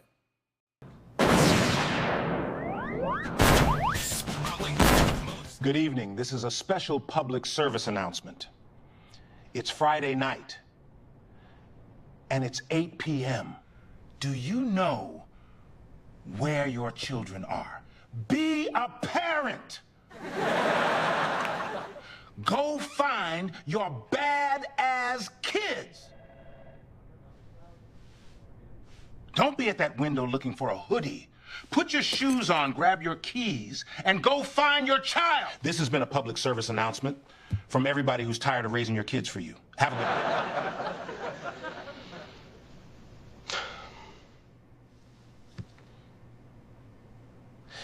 Back to the Real Truth and Power Show. So we're going to have fun with it, but these are some of the things that we need to make ourselves responsible for. So if you know anybody that's your friend or what have you, you know, let's start putting that back in, where your kid at? You know, where everybody at? What's going on with the family? We have to start being more conscious of those things like that. And Brother Dr. Dawg is saying peace and blessings, Brother Bill. So before we wait for Brother Keith to charge back up, I do got to go over a couple of things with y'all. I talked about the Marcus Garvey festival. We also talked about the food giveaway tomorrow. If you have any clothing, please feel free. Come on up. Come early, because from 12 to 4 on Pennsylvania Avenue, we'll be serving hot food and having a food giveaway. But we also are having a meeting. We are also having a meeting Sunday. Usually our meetings are Saturday in person or on Zoom. We'll have our meeting Sunday via Zoom. And if you would love to join us, all you have to do is text meeting to 877-804-2152. Remember, this is the month of Mosiah, the UNIA month, the month of August the 13th. When the UNIA introduced the flag, the red, black, and green flag, and the Constitution to that flag. August 13th, when we introduced the Declaration of Rights of Negro Peoples of the World. 12 complaints, 54 declarations. These are the things that we have to keep pushing and educate people. A lot of people try to reinvent the wheel, but the wheel is already created. We have the black print. And if you're interested in learning, we'll be going over a lot of those things. The first convention was in August 1920 of the UNIA. And as you know, the convention is in Baltimore this year. In 1920, the convention lasted for the whole month of August.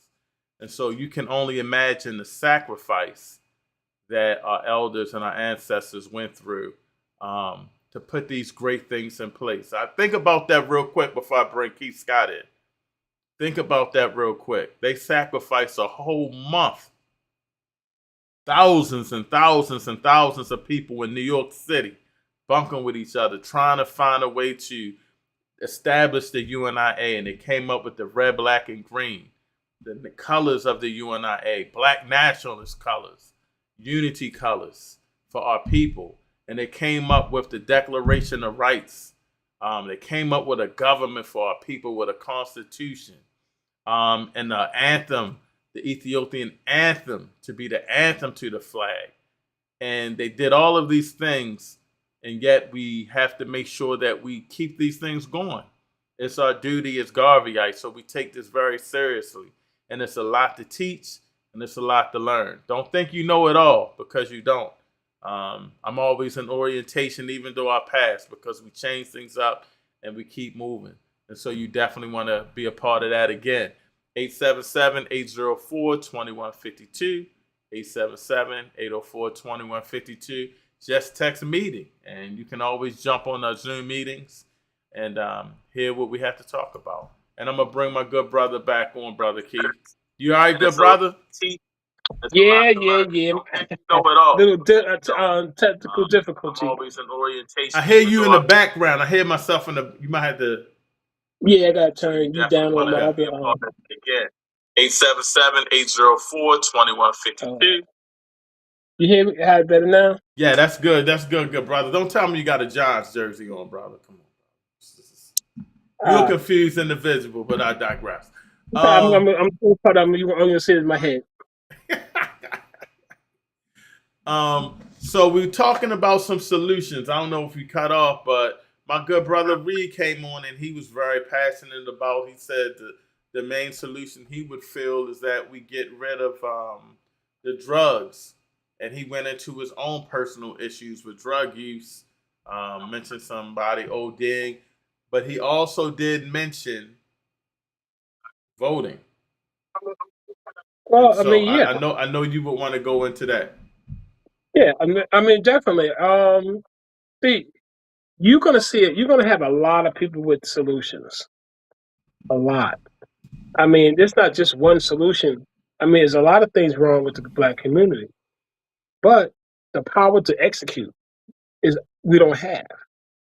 We are not supported by the state or the system that's in place now. So the solutions there's a lot of solutions, but we lack the power to execute the things that make our community better and stronger. You got a good point there. I mean, I really strongly agree with you there. So how do we change that narrative? Well, by removing the system that's been oppressing us for generations. Now you say this every week, but I gotta say, brother, I think it's been tried several times. A lot of people have been trying. It hasn't been tried no time. Sorry, let me go back. How can you say it hasn't been tried? It's more than it's been a lot of people trying to start Black political parties. Maybe not in Baltimore, but there have been. But have they succeeded? I mean, it's like, we have a lot of different parties, political parties in this country. There's so many. You got the Green, you got the whatever parties and stuff like that. But we still fall back into the two-party system, Republican or the Democrats. Okay, I mean, most parties doesn't have enough oppressed people to make anything happen. But we do. We got a whole country of oppressed Black people that actually need a party that represent them instead of a party that represent white supremacists. We know the system is not working for us. The system never was designed for us to be in this position now. Like I said, we talk about people that have solutions and their ego. One solution is not the answer to all our problems. I mean, no, I made a mistake. Yes, it is. One solution is the answer to our problems. The power Hold on, brother. You saying one solution is the answer to all our problems? Yes. What's that? To remove this system that's actually oppressing us. We're not going to get nowhere under this system. Well, I'm going to say this. The white man is a bad mofo because he designed this system and it's hard to crack. So so you saying to change how will we the white man? No, but listen to what I'm saying. How are you going to change and overthrow this system? I mean, you can't even get people to sign up for your party. Every seat in Baltimore City is up for grab. Listen to what I'm saying. I understand. I agree with you. Mm-hmm. But How can that be the solution when you can't get people to sign up for the party? Well, see, it's the solution that I have to get out to other people. See, it's like this, okay? We know that only 12% of people in Baltimore City voted in the last primary. We know they don't vote for the Republicans or the Democrats. Black people, we know this. It's documented. Black people are not Republicans or Democrats. We just sit down and just let white people predict our future and put us in the place that we know we don't want to be. Okay, I'm not afraid of white people. I have no I have no problem that nobody, it ain't knocking on burning crosses at my door. But I know for a fact that we the only people living in this country that don't own or control anything. We do not have the capability of educating our children. We can't create wealth without having to work for some white person or some major company or whatever case may be. Hold your thought real quick. Did you know about this? There's a lot of people getting lynched in Mississippi again. What's going on, Baba Oy? I just looked that up. I just came back from that cruise, so I'm not. I must have missed this one. Sister was found lynched Monday. This is crazy. You said something there. Say you overthrow the system, right? Say you get all your people in, and let's just talk. We're going to use Baltimore as an example. Say you take over the city council. You get your guy in as mayor. You get your judges in and everything, and then we go to the school system. And you know how we do. We can't agree with what we're going to learn in the school system. Like we have so many differences about when it comes to unity that we can't get it together. How? So I think that's why you can't get people to sign. No, it's like this here. People are, especially black people. Okay, we are so shell shocked on the system that we can't not change it. So we sit at that survival mode. It's survival. My father had to survive. Generations had to survive. But it's time for us to grow as a people. It's time for us to be able to create wealth for ourselves. They said black people spend billions of dollars, trillions of dollars, and nothing's coming back to the community. You know why is that, right? Because we're not allowed to own anything or run anything for ourselves. Okay. There's many black communities. There's many black organizations that have been trying to help black people for generations. But they don't have the political power to do it. Because no matter what, you're going to have to get a grant from the government or permission from the government. Okay, we got millionaires, football stars, actors, everything that don't feed into the black community because some fact the white people won't let them. Look what happened to Diddy. Look what happened to Bill Cosby. And look what happened to Michael Jackson. Hold on, Brother Keith, because you got some people commenting to you in the chat. So let me get caught up real quick. Brother Bill's talking about the book again. He said on page 162, she says, we all have a purpose, a lane that is our own.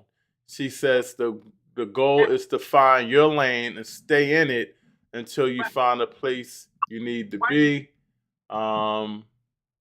He says, I agree with that. It is something I always promote, finding your lane and driving in your lane.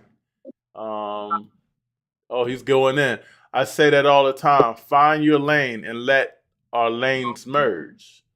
Brother Cliff says, happy born day, Brother Everett. Thank you, Brother Cliff. Third Assistant President General of the UNIA. Third in charge, Brother Oster Bryan says, race first, good brother. It's almost that time. Baltimore's ready for you. DJ Frank, what up, Brother Frank? The black print is already developed. That's right, the UNIA. And Brother Cliff says, find your lane, yes, but at some point, all the lanes we find and stay in must converge. Otherwise, we do not move forward as a people. Yes. I think Brother Bill was saying the same thing as well. And Brother Ori, this is what I was talking about. He said tolerance, support, coordination with each other, neutralize attacks against Africans throughout the U.S. They lynched a sister Monday in Jackson, Mississippi. Her name is Miss Fortune, and I looked that up. This is crazy. And brothers, this is the one. Brother Cliff was saying, and I want you to respond to this. Hold on, he might have said something else. He said the Ujima People's Progress Party is a black worker-led political party that has been building for years.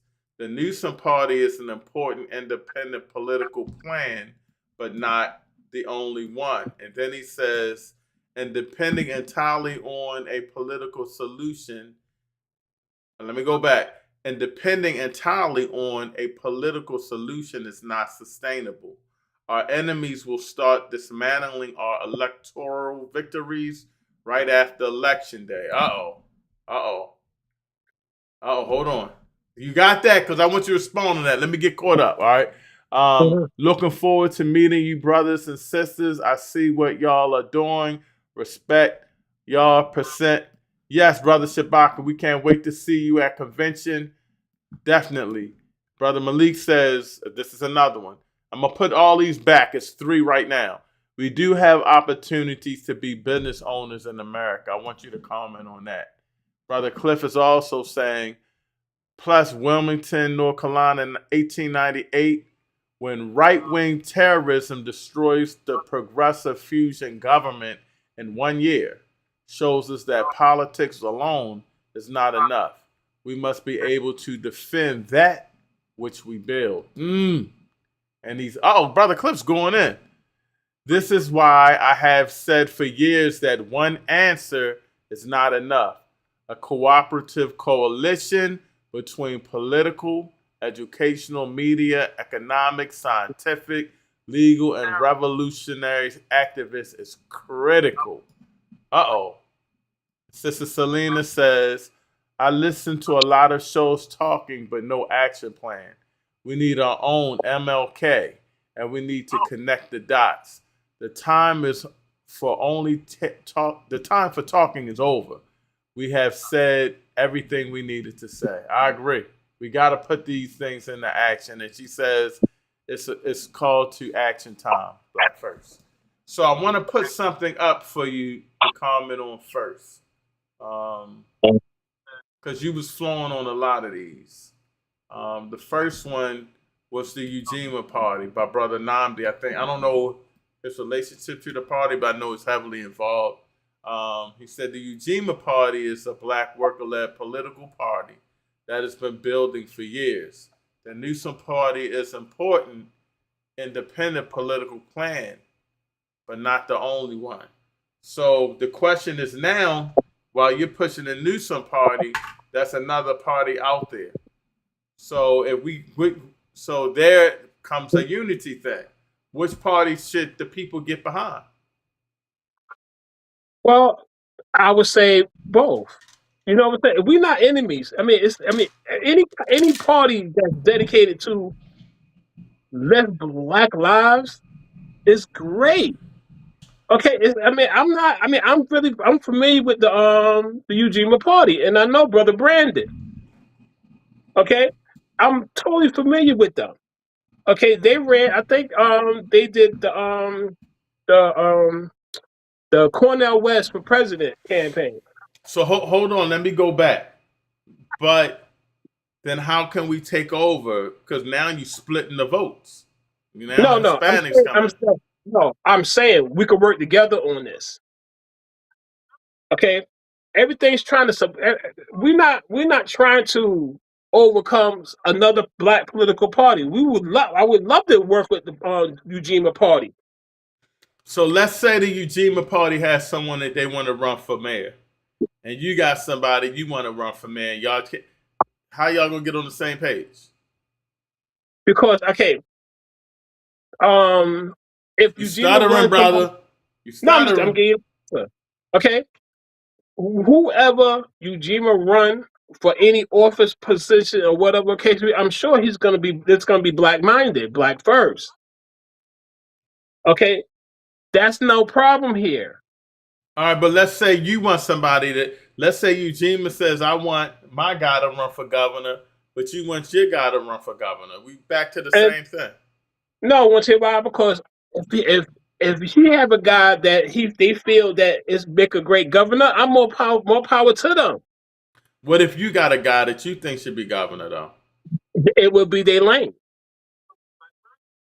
I'm lost, and so y'all splitting the black How about vote, so we don't no, win it's again. not because no, it's not. We're not splitting the back because simple fact. We're not going to run somebody for governor when they running for governor.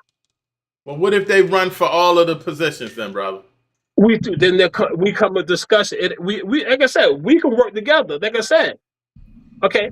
I'm not anything for black people to unite black people and remove this system that we are in. I'm 100% support of. So let me get this straight, because I think you might be saying something real important. You're saying that if the Ujima party got their stuff together and they was really pushing their agenda, the Newsom party would fall back and support them. That wouldn't be a problem. You would get on board with it. No, it won't be a problem because we doing the That same makes sense. thing. That makes We sense. doing Okay, the same thing. that I like that. Now I want you to elaborate on this one. And depending entirely on a political solution, I'm sorry, let me go back. Sorry, Brother Cliff. And depending entirely on a political solution, it's not sustainable. Uh-oh. Let me read that part again. No, what All do you right. mean? Our enemies will start dismantling our electoral victories right after election day. Okay, so are we gonna let them do that? No, we're not gonna let them do that. Okay, chances are, what they're gonna do, they're gonna say the person that ran for the city council was took a hook across the state lines, and y'all gonna believe that? Okay, what they're gonna say? They're gonna that one of the people that we promoting for any kind of office was a child molester. Okay, white people make up a whole lot of stuff just to get black people heads turning. Okay, are we gonna believe all this stuff coming from white people against us? This is the whole point. We believe what's on media, on TV, and take it as true. Don't realize where the source is coming from. Okay, look at Diddy. Diddy was starting his own political party. This is why this happened to him, because the powers that be don't want that to happen. So what they do, they with the whole FBI, all kinds of stuff, female trafficking, whatever case it be, because none of them didn't convict. None of all that stuff that he had on him didn't stick. But they talk about he took a hook across state lines, and now he in jail for that. Brother Ori says, Keith telling the truth. Neanderthal blocking and fighting against black communities throughout America. White will destroy everything we build. Call to action is correct. So it's like this. We have so many black organizations.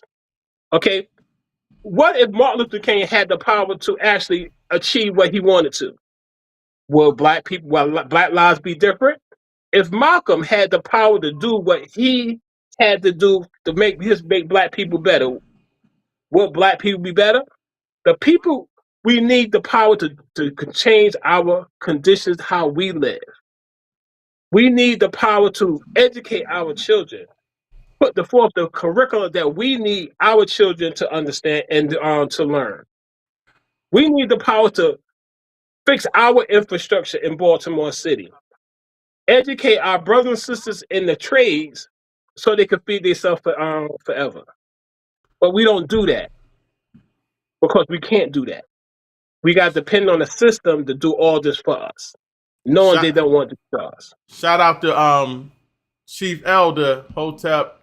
I missed your call, Chief Elder. I heard it went to my brother, but I was away on vacation. Hotep blessings. That's the same thing I've been saying. We got to start thinking strategically. Chief Elder Minister in the house.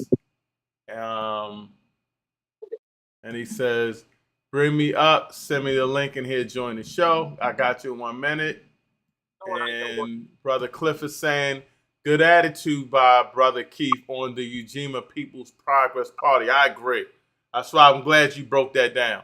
Working together at some point, if not right now, could be powerful. And that's why I'm glad you said that. And Brother Keith, for those that don't know that missed that, you said straight up, this is what we need to do. And I'm doing it with the Newsom party. But if another party is on it and they got the momentum, you are with them. But you just focus on saying we need to focus on that and take over the system.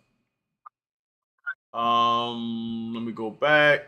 Okay. Sister Selena says you have to vote and then be accountable for holding them accountable. And that's a good fact. It was crazy. Reed said that today when he was saying we got to vote. He said, stop complaining and we got to vote. Okay, at this moment, can we hold any elected official right now accountable for anything they do right now? Can we hold them or do we hold them? Can we? We can hold them, yes. How can we? In order to hold anybody accountable, you need the power to discipline. Well, I would say this. You got the power to discipline. If the black people would say, for example, I'm not voting for Brandon Scott anymore unless he changes things, or the governor or whoever. If you say we're not going to vote for somebody and the community decides, that's power, brother. So I'm not saying that they're messing up or not. I'm just using that as an example. I'm gonna give you an example. Black people do not elect Brandon Scott in the office. Who elects him? Hispanic and white people. The polls don't say that, brother. Yes, it does. The polls say the majority of his vote is black people. No, the majority of his vote was Hispanic and white people. Are you talking about percentage or number of votes? Percentage and number of votes. I think the number of votes, more votes. Even if 20% of black people voted in Baltimore, it still was more. That 20% is still more than Hispanics. But 20% of black people didn't vote. What was the percentage? 2, 3. No, brother. You got to show them stats, brother. I'm not saying you're wrong. You got to show me them stats. Look at them stats. You got to show me them stats. I'm about to pull. Black people do not vote at all. It vote not no more because black people is tired of the two-party system. Somebody look that up. I can't believe that 2 or 3% of black people voted. That's impossible. I can't believe that. The majority of black people is not voting. Brother, 2 to 3%? No, brother. Okay. The mayor will lose. The mayor will lose. They could easily get the mayor out if that was the case. Chief Elder, put the link in the chat. Let me know if you can't get it. Put it in the chat. White people and Hispanic. This is why you see it's just a sanctuary city. Brother Cliff said there can still be a discussion and even mild competition in the arena of ideas, but working together is the most productive policy. I agree with you there, Brother Cliff. Hold on real quick. Let me get caught. Dang, y'all going in. All right. Chief Elder said that's not going to happen. We need our own agenda now. No more joining us with the enemy is not going to work. I think y'all agreeing. There, Brother Cliff says the history of politricks. And Brother Cliff did a panel discussion on politricks right around election time last year. Was you at that discussion, brother? The history of politricks in the U.S. has been the pendulum swing from mid-left to extreme right. The second the reactionaries see progressive policies take hold, they organize to reverse them. So he's saying, it's not as easy as you think. They got a system game going on. He said political organizing is important. My point is that it can't solve our problems alone. Again, that's why a cooperative coalition like MPACC is needed. Okay, so I mean, we still have to have the power to actually make these things happen. We don't have that. Brother Malik, you on YouTube. I don't see a comment there. You're going to put that back in there for me. Sister Selena says, you need a black agenda. We need a black agenda. Go into that real quick, Brother Keith, because when we talk about solutions, let's say you get into power. Let's say you and the Ujima party, black political parties, y'all merge. You say, look, we're going to do this, man. We're going to take over Baltimore, D.C., and Chicago. We're going in there, and and y'all win the votes. How are you going to get rid of what Reed said? One of his solutions was getting rid of the drugs, getting people off drugs. How are you going to get rid of that problem? Well, I mean, people use drugs mostly because pretty much they probably oppressed about something else. Another problem is pretty much in their heads, and they use drugs to forget about. This is why people drink. This is why people smoke. This that actually the problems they have. This is how they deal with it. Okay, people have vices. Okay, I'm like, everybody, people smoke to keep them calm. People drink because they have a hard day, and sometimes it becomes a habit. Well, most of the time it becomes a habit. Then it comes to addiction because your problems never change. We got why they're on, but what's the solution for eliminating the problem? Well, I mean, every individual is different, but if more brothers had jobs, careers that actually pays the prices of their living and their family, whatever, you won't see that happen anymore. You sure about that? Well, What I mean, about most people, by the way, most people with jobs and careers pretty much don't do crime. I don't know, bro. I know a lot of functioning addicts that work. Well, I mean, yeah, but like I said, not all of them. Like I said, most people with jobs and careers, okay, stress probably break them to drugs or drinking or whatever, okay, off of the stress of their careers. It will lead them to a vice so they could cope, a coping mechanism or something. Like I say, I'm not a psychiatrist, but everybody have a way to cope with their problems or their stress. And sometimes it comes to addiction and they get stuck on it. It sounds like you don't got a solution for getting rid of the drug issue. That's the solution. What? Give people, okay, most reason why people sell drugs is because they can't do a career in something else. They don't have the education or the skills for something else. And that if they do have it, it's not available in their field. You know how many people that graduate from college and not doing the thing that they went to college for? I got you. So how are you going to establish jobs in the community to get these people to say, I'd rather do a job than sit on the corner where I got all these fiends coming to me and I can just make some money. And then I can make enough money to get somebody to sell it for me. It's easy money. I can make a certain how you see, these are the solutions. Not saying you're wrong on anything you're saying, but these are the solutions that we have to decide. If it was that easy, I think it would have been solved already.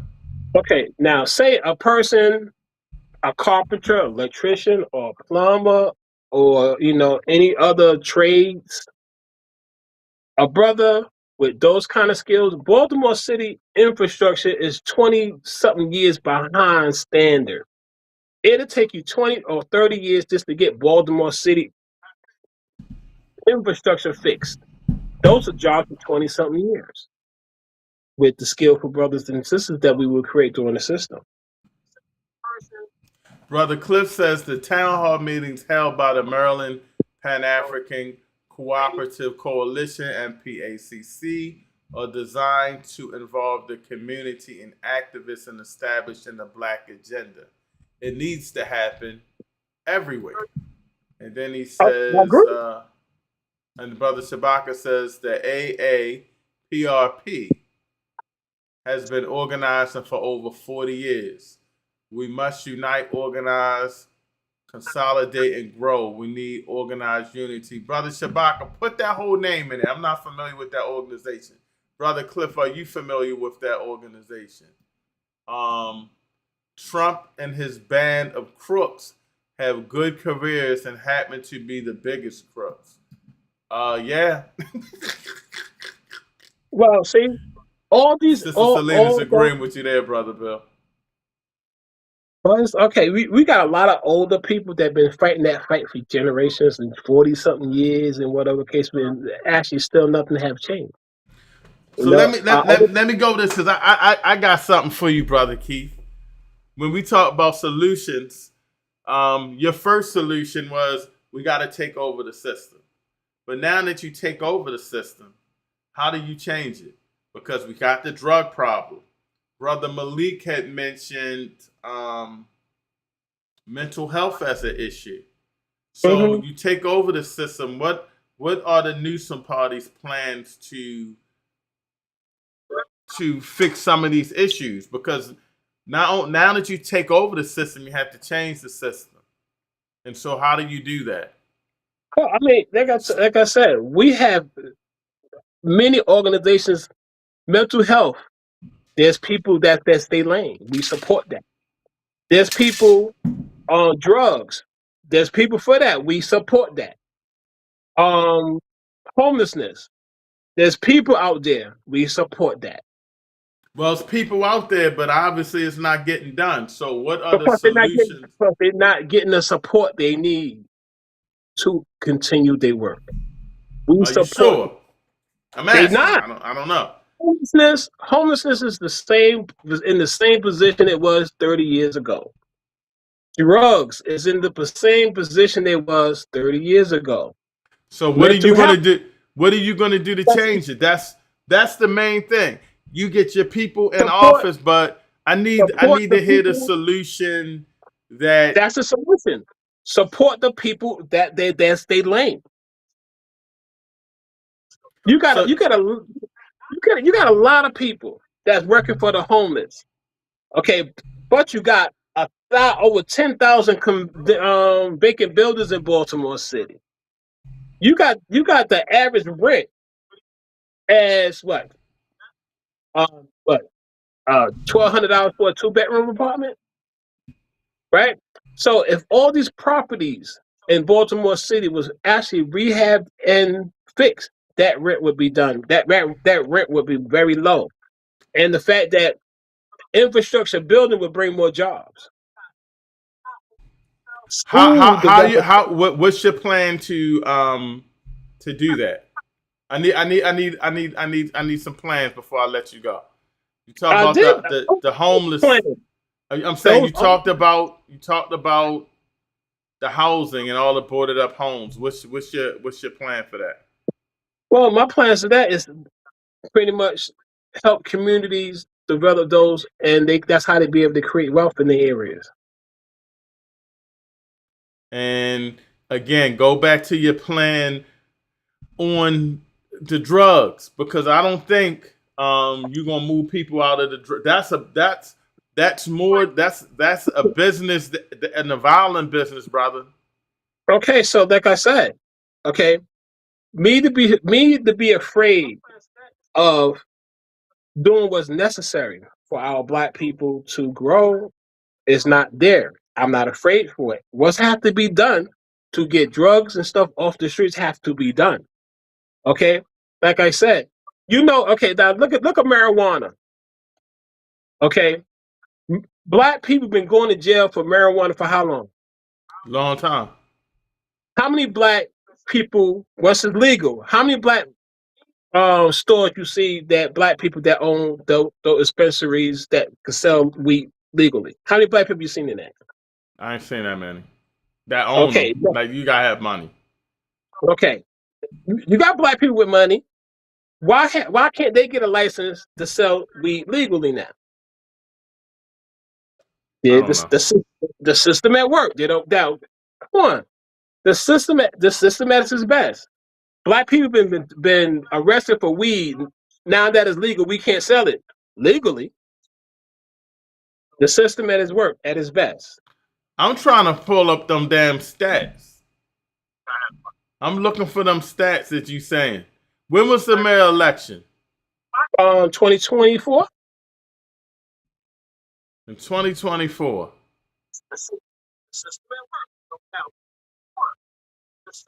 I'm looking for this because I can't believe it was only. Hold on, before I let you go, I can't believe it. How many? What's the percentage you said? 2%. Black people voted. The majority of people voted for Brandon was white people and Hispanics. What you think you got a sanctuary city for?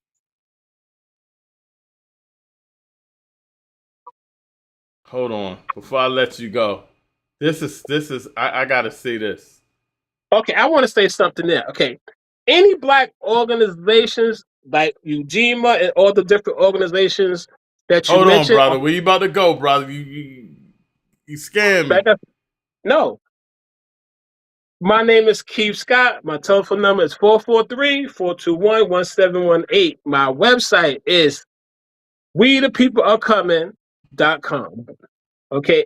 The Newsom Party is the NewsomParty.com. Check them out. Okay. Any organization, we want to work with the black organizations that want change. We look forward to that. We can only do it if the other black organizations is on board. I cannot find this stat, man. It's really bothering me. Put it way. It's like this here. I'm looking for the stat before. Hold on, I'm gotta get the stat before you go, because I can't believe this. Did you vote for Brandon? I don't live in Baltimore right now. I'm outside the city. Okay, So what you have voted for Brandon? The last one I would have voted for my guy Bob Wallace. See, there you go. Why? I mean, Boston. That's my guy. I'm voting for my guy that got my best interest. I had that grocery store. Bob Wallace was in there, brother. We had a bill. Put it this way. It's like this.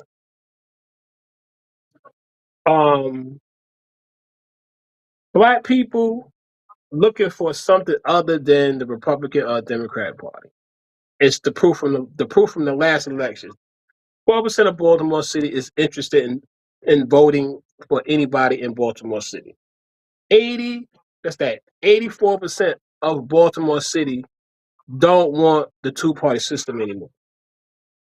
And pretty much that's included white people too. Hold on, brother. Before I let you go, I gotta make sure you ain't misinforming the people, brother. Hold on. You ain't. I mean, you're gonna. Well, you gonna just look at. All you gotta do is put up how many percent of Baltimore City voted in the 2024 election. So first it says, brother Brandon Scott received 82% of the vote. What percentage of black Baltimoreans voted? That's a different. All right, that's the one I want to ask. That's the one I want to ask. Yeah, let's ask Google. What was the percent of black people voted? Brother, Baltimore 24 election, Brandon Scott. Come on now. The turnout was about 58.335, so that's not that big. Brad Scott won 80% of the vote. Percentage of the turnout.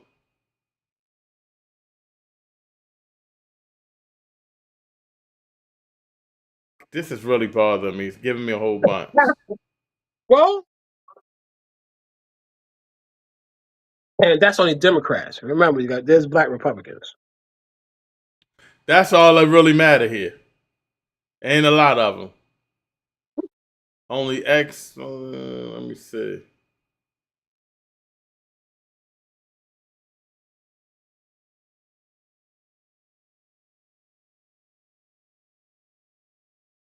It says majority white areas account for roughly 25% of the votes counted. Okay, so that means 25% was is the rest, right? So how many No, percent hold on, of brother. That's 25% of 50 something percent? No, that's 25%. Only 50%, and only No, that's that's about no. That's 25% of the votes. okay. 25% of the vote 55%. So if it's 100 people and 50% voted, that means was that's 50%. okay. But then 25% of the 50. So that Was would white. be 25% of whatever. the 50 was white, right? Right. 25 of the 50 was white. That means another 25% is what? Either Hispanic or black, right? No, brother. You got to come up with the fact. I need to see this. It's not giving it You to me. looking at it right I'm gonna be now. thinking about this all night. You're looking at it right now. If 25% of that 50 was white people, that means another 25%, right? Now, if you count There the ain't that. Spanish, if you count the percentage of a Spanish in Well, Baltimore it's, City, what? even if you were right on that, it's still not 1 or 2%. Well, if It's still if 23% of that 25 was Hispanic, is 2%.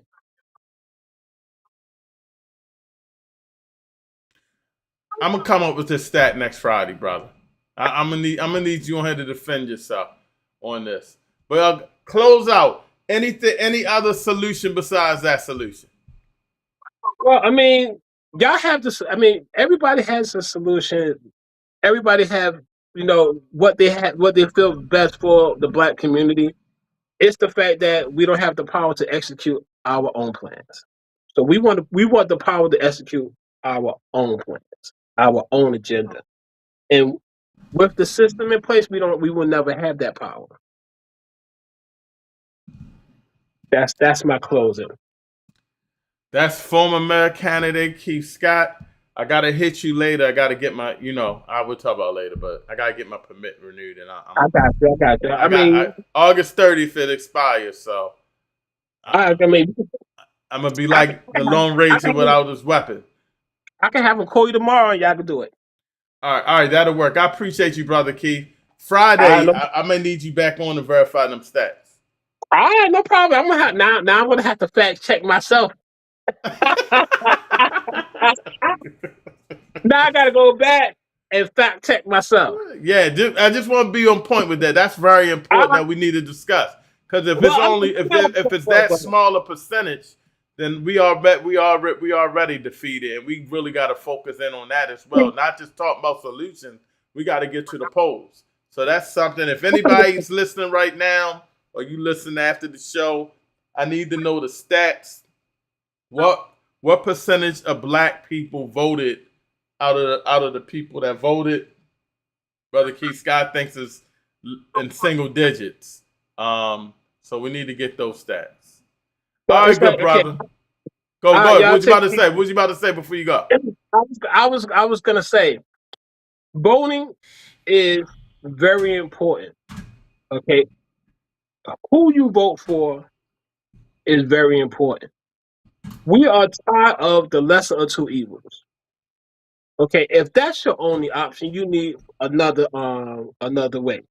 Okay, the Newsom Party is your alternative of voting for the lesser of two evils. That's just that. Because we here to create wealth and well-being for black people. Last question. I know you said your support whatever, but is there a difference between what name me one difference between Newsom and Eugenia that you're aware of? What makes Newsom stand out to you to be the strongest? Well, I mean, I know Brother Newsom for a long time. I knew.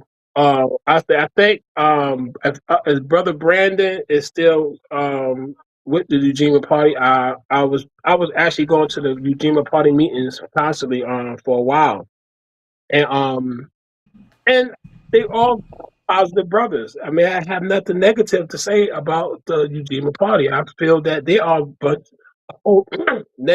very positive brothers, and I respect them very dearly and the things they do. So I have nothing negative to say about Eugene at all. All right, brother Keith, I appreciate you. And we'll wrap next week. And I'm text me that information. I'll text you after the show. Okay, no problem. My man, good work, good work. All right, let me get caught up on the chat real quick. I'm still trying to.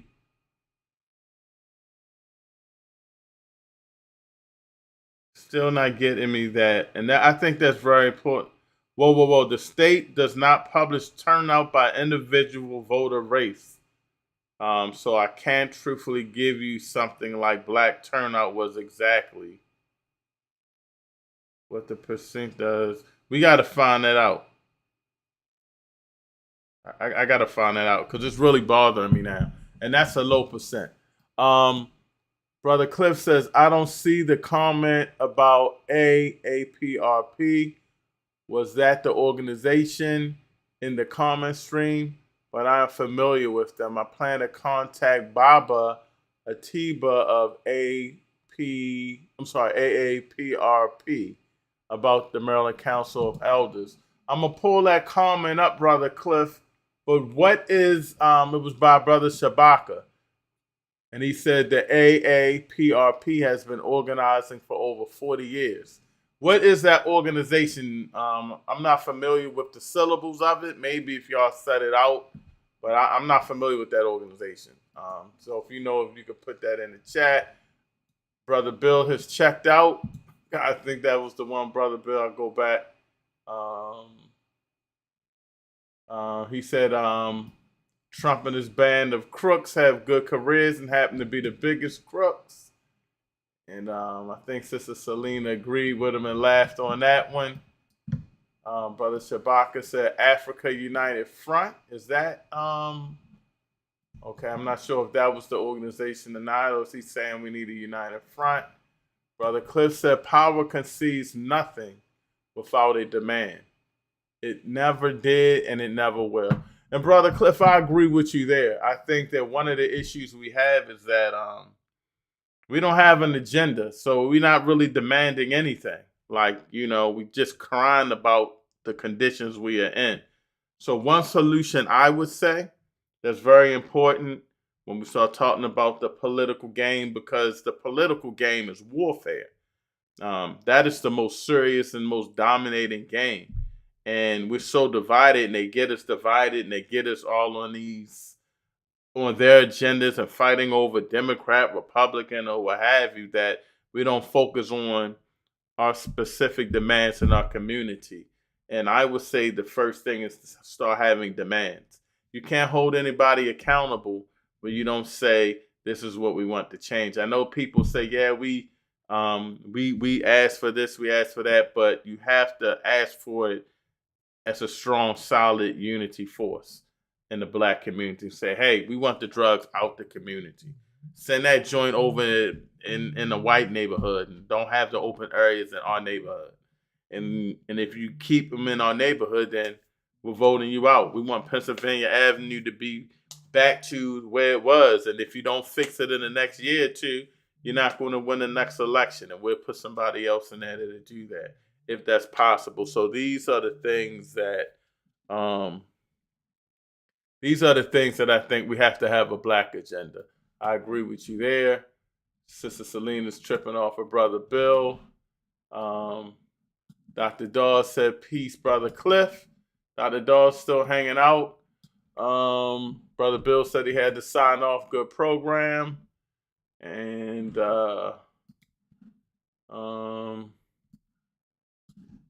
Brother Frank said the people got to demand change, not a politician, the people. And Sister Selena says black people need a leader inside the system. They can't organize without one. There has to be a unifying message that carries across Black America. I agree. Straight right on that, Sister Selena. I voted for West. West? Kanye West? Who you talking about, Sister Selena? Why am I not thinking of who this person West is? Cornel West. I'm sorry. I'm tripping. I'm tired. And, okay, Brother Cliff says, the APRP, the All African People's. I heard of that. All African People's Revolutionary Party. Okay, I heard of that. Largely popularized by ancestor Kwame Ture. Yes. Okay, I couldn't think of that. Committed to unify under Africa's scientific socialism. All righty. Man, oh Lord. I'm trying to get off of here, but I'm going to bring you on, Reed. Reed is back on, y'all. What you got to say before I close out? Okay, I came back on, right, but I just don't want to jump into something and not know what y'all was talking about. What was the subject right here? Because you said it was 2 subjects. I only did one for the night. I was just talking about solutions. You so crazy, What man. the solution to the black community? You got to give up those drugs. You got to put down those guns. Then you got to have your organization. Like the one lady said, one person, the body needs head. Everybody can't be the boss. That's right. You got to have some kind of organization, some kind of unity. But before you can do all that, you got to clean yourself up. Yo, what is wrong with you tonight? What is he so passionate about tonight that you would call back in? You so crazy. And people was by the way, I don't know if you was listening on me. And the brother that said, Hold up before you go in. I just want you to say that people was really giving you shout out for telling your story of addiction and how you overcame it and talking about it. They were really giving you a lot of props. So I salute you as well for that. Thank you. I say thank you to all. And the brother that said that Baltimore City schools are getting better, they are. They're remodeling them schools. Have you been up Carver lately? Steph Curry, for those that don't know, we both went to Carver High School.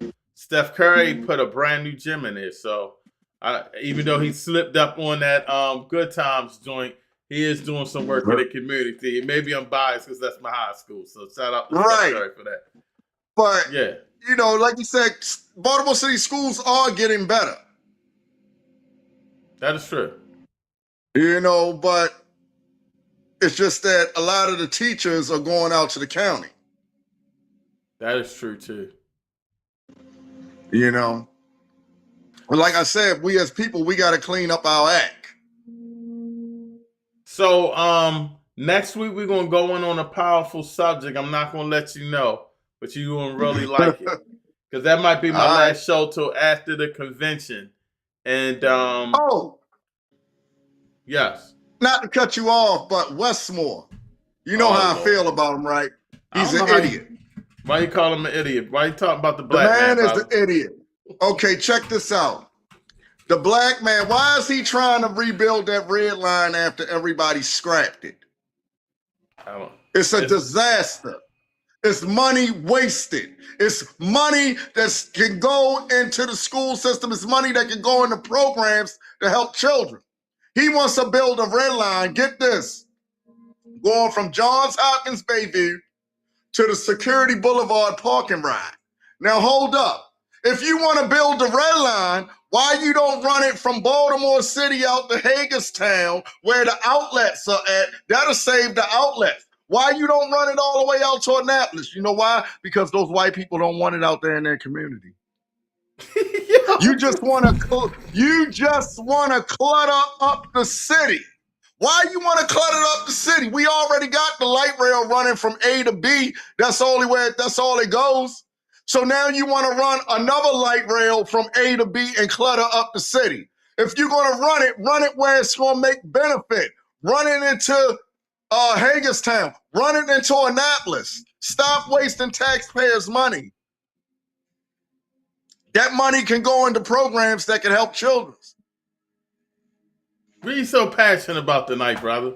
Maybe I'm laid back. I'm coming from vacation. I'm in the dark because once again, I tell you the dark truth. I'm going to say what they won't say. They want to say it, but they pass the buck just like everybody else. Our governor is an idiot. All right, the problem was the juvenile committing crimes. I talked about, hold up. That was my first show. You remember that before the summer broke, for those that are listening, my first show, that's the one I had the President General on. And we were talking about the youth going to be a problem this summer. I saw it early. What did he do? he stopped charging them as adults. But he didn't even give a solution. He didn't go say, well, I'm going to set up programs for the charging them as adults. I'm going to let them run wild. I don't know, brother. I don't know. I mean, I do. I mean, do you want another light rail running through your neighborhood, vibrating your house? They want to run that light monorail up to the security parking ride. From there, they want to run it down to Johns Hopkins Bayview. Well, that John Hopkins That's what your idiot governor is working on. Well, that's what you voted for. That's the money train that got him in. He promised them that, so they voted him in. Brother John said All African People's Revolutionary Party. Yes. Yeah, I didn't know them initials. Thank you, Brother John. Brother Cliff mentioned that. But, you know, why would you want to fundraise something like that when everybody else had turned it down? The white man had even turned it down. Why it always got to be the black man show his teeth and want to do something different? Rather than help the black community. I know as a politician, you can't show favoritism. But goddamn, the ghetto ain't getting better, it's getting worse. You can at least show that you care. I mean, come on now. Come on now. You know, the only governor I can truly say that did something, you know who that was? Governor Early. He recognized that a drug brother, did you vote for Trump? Because I guess the way he... Did you vote for Trump, brother? Hell no, but... But let me put something down. Since you brought that up, guess what? Let's talk about Trump. Let's talk about Trump. And I want to see if them comments light up. If you know anything about Trump, let's talk about Trump real quick. Name one thing Trump did. Name one law Trump passed that you see a lot of people out here now getting state jobs and all that. He passed the first time act. Whereas though if you was a felon, you can get a job working at MTA. You can get a job with the state of all that. The First Step Act. Trump passed that. Now, hold up.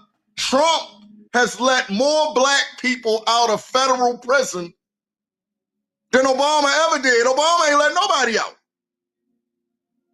Trump has pardoned more people in federal prison than anything. So you're a Trump lover, brother?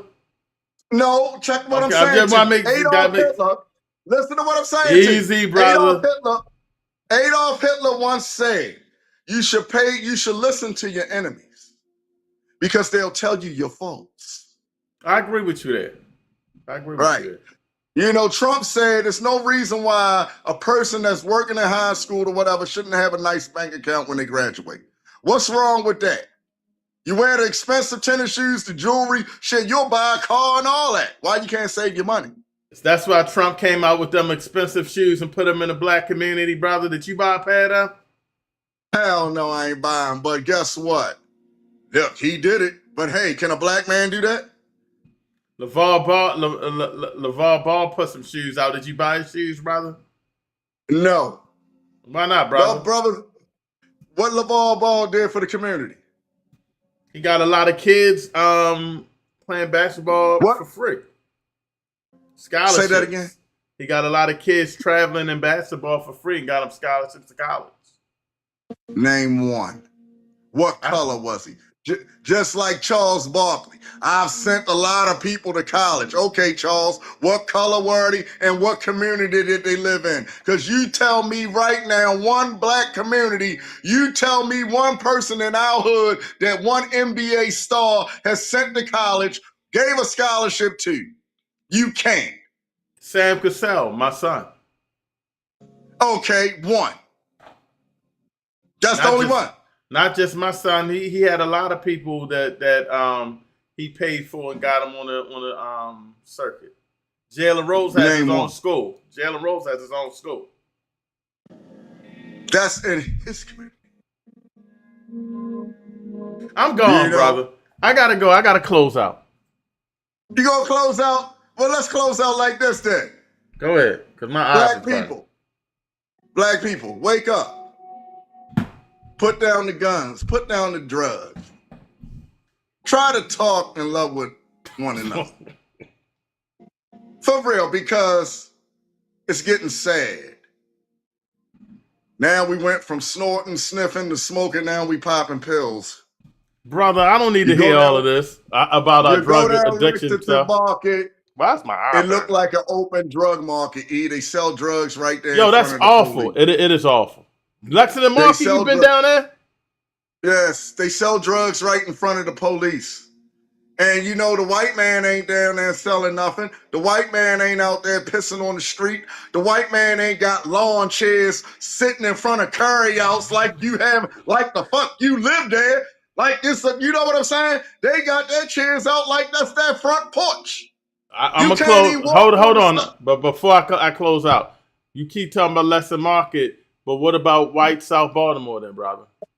That's awful. White South, what part? You stuttering. You in any part. It's awful. Cross Street Market and all that? Wilkins. Wilkins Avenue. Are they out there with lawn chairs sitting out there like they own the goddamn street? No. They got a little more civilized with that thing. Man, they out there sleeping on mattresses, smoking crack. I gotta go, man. Next Friday. Next Friday. Next Free Friday. with the Dark Truth. Hey, love each and every last one of y'all. I'm out, E. I love you, E. Hit me up. All right, I'm gonna hit you up. Reed is crazy, but I'm glad that he got emotional today. But he's talked about his addiction, and that, for me, that meant the world to me and everybody else. I guess he got a little emotional to call back. He all over the place. Let me get caught up on the chats before I close out, family. I did read your chat. Thank you, Brother John, for that, because I could not figure out what those initials were. Thank you, Brother Shabaka, for that information, by the way, Brother Cliff. Brother Ori says, one solution, keeping black people alive. Lynchings, all killing in black communities first. Many cities are eradicating the murders by us. Gotta stop lynchings immediately. I'm gonna have to look into that, and we may have to do a show on that Friday, Baba Ori, on the lynchings. There's been a few lynchings coming up. We may need to go into detail about the trial of the brother. Wasn't that Mississippi? The boat situation? Somebody put that in the chat real quick. Weren't they in Mississippi as well? The 5 white guys with the brother in the boat. So we may have to go into that. Doesn't seem like that much has changed. Brother Keith Scott says black ball players, rappers, singers, actors cannot help the black community. The reason why Oprah Winfrey opened up schools in Africa, but she cannot do it here. White people won't let her. Oh, that's interesting that you would say that. White people wouldn't let her open them up here. That's interesting. I'm not going to say that black ball players, rappers, and singers and actors cannot help the community. Because when you start talking about investing, they have dollars and they can invest. So they're just not doing it. And, we need to look at that more. They seem like they're investing, but investing for themselves. But again, if you look at basketball players like Jalen Rose, they started their own school. There's good people out here doing good work. It may be a few, but, you also have to talk about, when you start talking about rappers and you start talking about entertainers, period, and I consider sports players entertainers, look at financial literacy. If you look at a lot of the rappers, they're still rapping and going on tour. And I think 50 Cent filed bankruptcy at one time. So, when you make this money and you're coming out of the hood, you're spending and you're living, and then all of a sudden, music isn't selling and things of that nature. And now you're grinding. So we got to look at a lot of those things. But I will say that, no, they're not the solution, but they could be part of the solution by investing, educating, teaching how not to do the wrong thing. So we gotta be strong on our entertainers and our athletes. Especially the ones that are from the hood, that they come back and they get back. That's very important. Brother Cliff says, build a cooperative coalition. MPACC town hall meeting on September 19th or 26th. Yes, Brother Cliff. Brother Cliff, for those are watching, Wednesday, Brother Cliff, I need you at Pikes. We're going to present Brother Cliff is going away on the cruise. He didn't book through Black Star, but I'm going to get you next time, Brother Cliff. But we're going to try to get the President General to present you with your award at Pikes. So hopefully you can make that. You got to be there. You got to be there, but we'll figure it out and make it work. But yes, we got to get you on to talk about this next cooperative coalition in the upcoming weeks. Nolan Wells. Yes, thank you, Baba Ori. Nolan Wells. Yes, so that's Mississippi as well. Mississippi, it's crazy. Mississippi burning. So we got to understand how it is down south. It's a little different, but it's been a few lynchings down there. This brother got missing down there. That system is way bogus down there. But like you said, Baba Ori, all in general, we got to do a better job of fighting and protecting and being aware of how we move out here. That's just very important. That's very, very important. So, all right, family. Again, thank you. It was a powerful show, especially early. Reed called back. He was emotional, but I want to thank him because he went over his personal battles with drug addiction.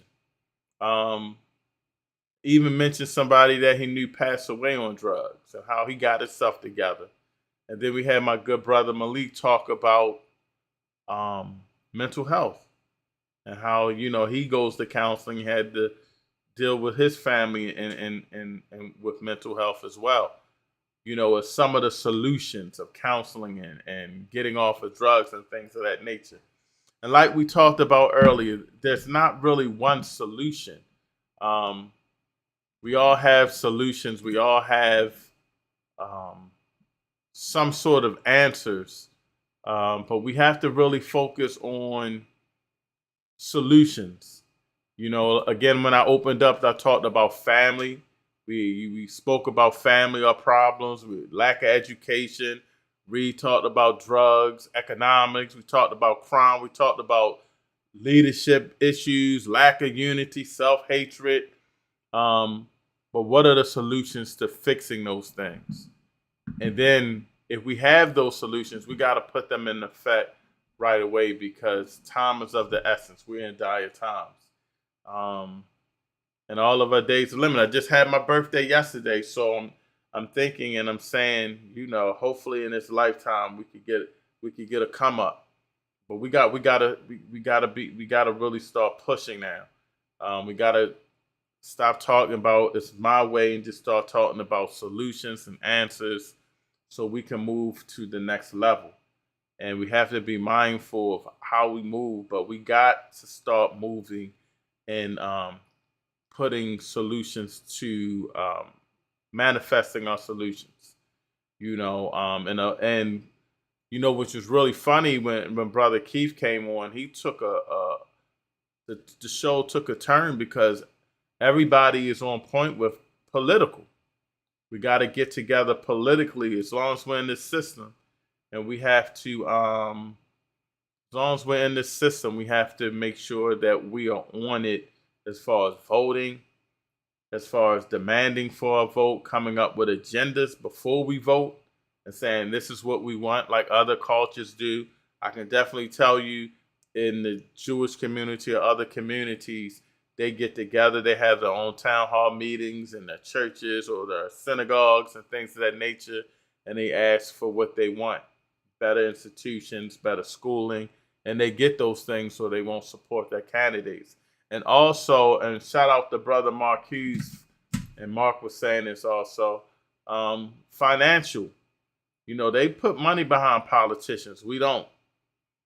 Our community, we don't put the money talk. So we got to figure out the strategic way of doing things. And again, tomorrow, 12 o'clock, 2304. Let me get that address correct. And I'm sorry, y'all, I'm tired. And this will be the meeting place for the UNIA convention. But you have to be a member to come to the meeting, and you got to pay to get into the spot. But this will be our meeting place, and it will be 2304 Pennsylvania Avenue. But tomorrow we will be there for a free community day. Baltimore UNIA, we're giving away nice clothing. We always give nice clothing away. We don't give our community organizer, Sister Chanel, doesn't want to give away trash. We only give away nice clothes, and we're going to be giving away hot food, good food, nothing cheap, nothing like burgers or nothing. We're going to give away some good food. And so if you know anybody of need, please share, hit that share button now for me, and let's get that information out. And of course, right before conventions, next Saturday, August 15th, if you're in the Baltimore area, come out to the Marcus Garvey Festivals, the 56. So, we out there supporting Baba Duggan again. Ever since I was president, we got out there and we make all of his events our events. So whenever he has an event, we're there. And I think it's really important that we support the good brother because he's holding down tradition for a lot of the events. And if you're interested in joining our UNIA meeting, we'll be meeting Sunday. I'll be putting that information out. Just text 877-804-2152. Text the word meeting. We meet in person and we also meet via Zoom. We usually meet on the last Saturday of the month, but we've been busy grinding with convention. So this month we're going to meet on a Sunday. We'll be going over a little historical things.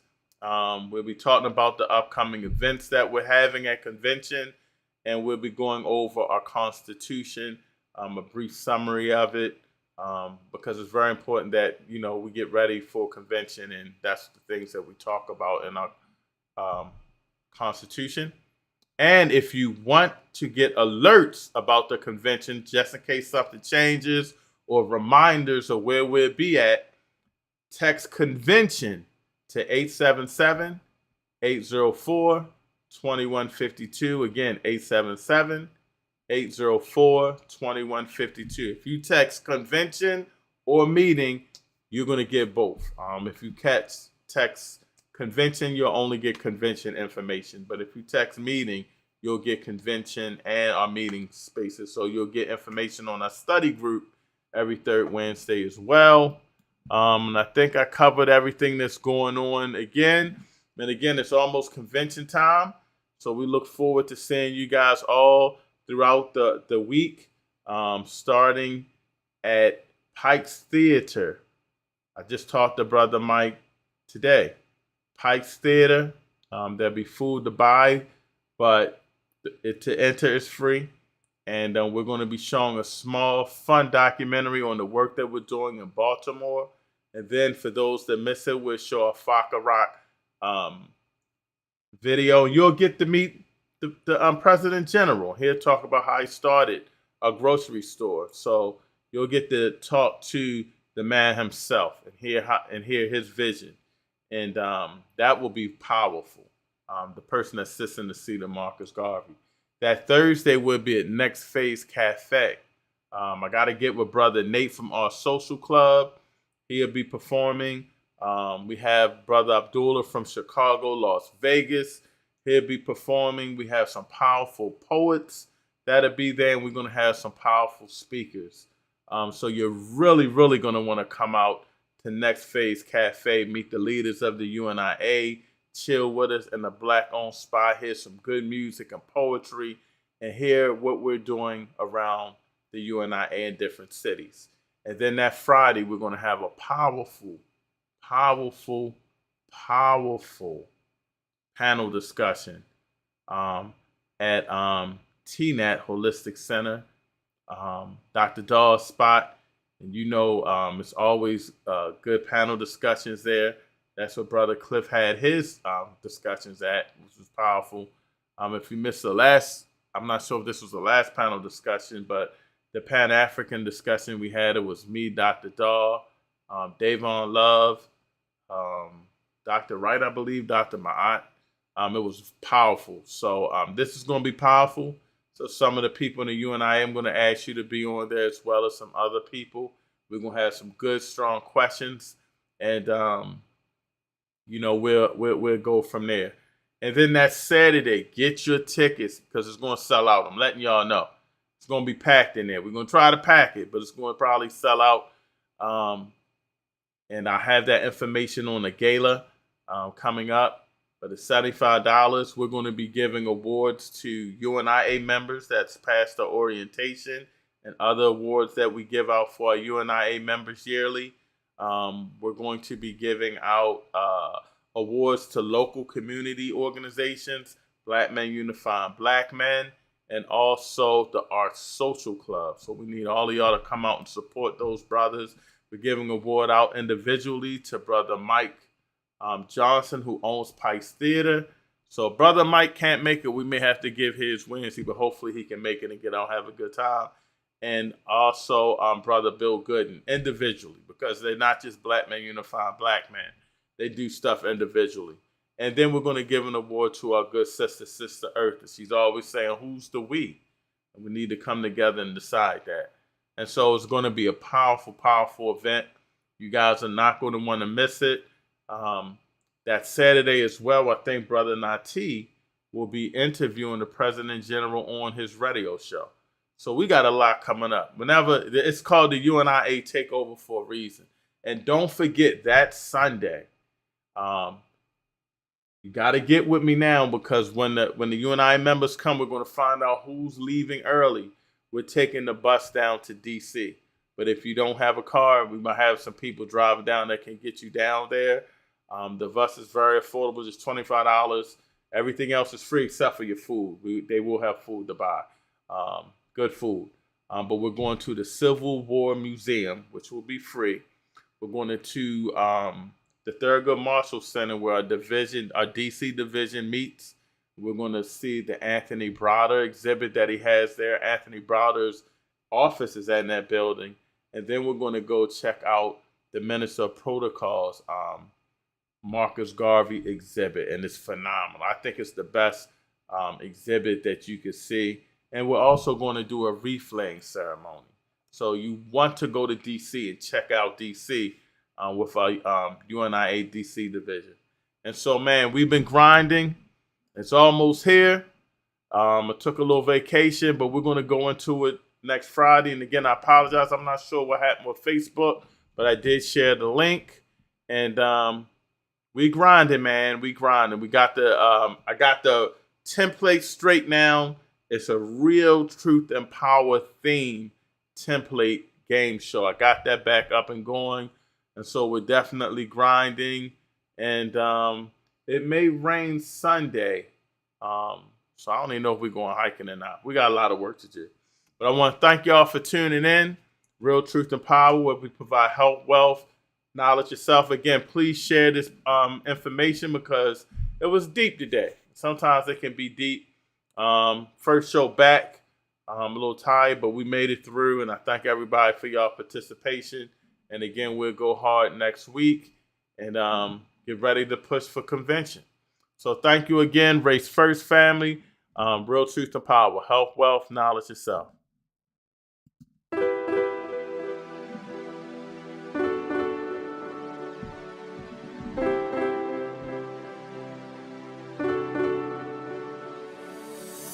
Real truth and power, health, wealth, knowledge of self, uplifting the community. Let's talk about it.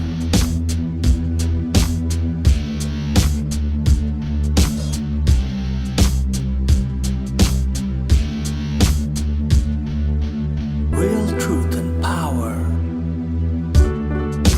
health, wealth, knowledge of self, uplifting the community. Let's talk about it.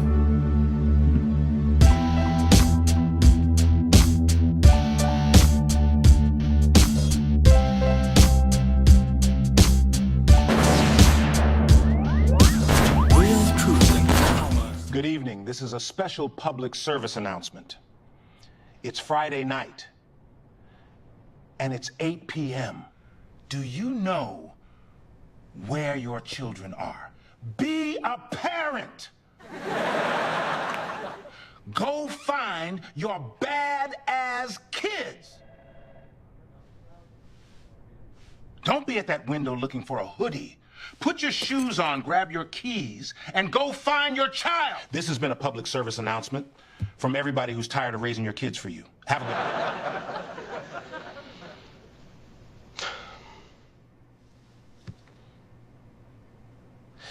Back to the Real Truth and Power show.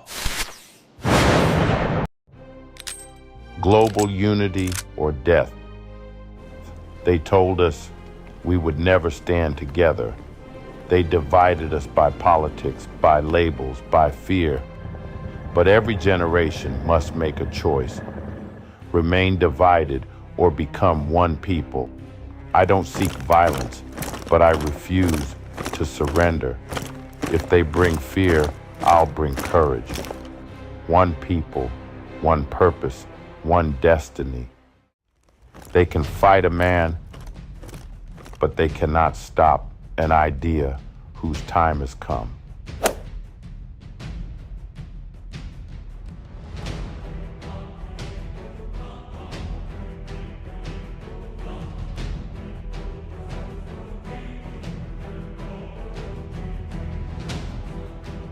They said we came from slavery, but they never said what we built before chains. I used to scroll, numb. Now I log in every week to remember who I am. I need to get every young person I know on this Zoom every third Wednesday, or they might never hear the truth that could change their life. It's not school, it's power. We read the words they buried. We mentor each other. We don't just learn, we rise. Every session, someone cries. Every week, someone says, "Why didn't anyone tell me this?" Before this group, I thought culture was vibes. Now I know it's war. And ignorance? That's the trap. The Baltimore UNIA changed my whole direction. Not just what I know who I am. It's not just a study group, it's a weapon. Believe that. Want to see for yourself? Email unia@barcaclark.com or contact Brother Everett. Because if you don't reclaim your story, someone else will rewrite it for you.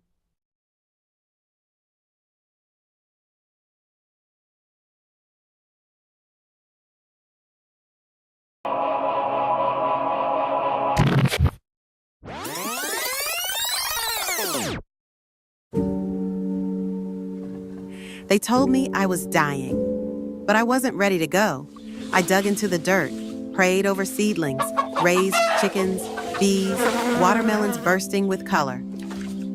Then the UNIA said, "This isn't just a garden." They called it liberty. Now the bees hum freedom. My backyard feeds bodies and spirits. But the fence can't hold the harvest. Our people are hungry. Our youth, they're starving for purpose. We need space. We need you. Join the UNIA. Learn to grow food inside and out. Hydroponics, farming, healing, dignity. This isn't agriculture. This is liberation.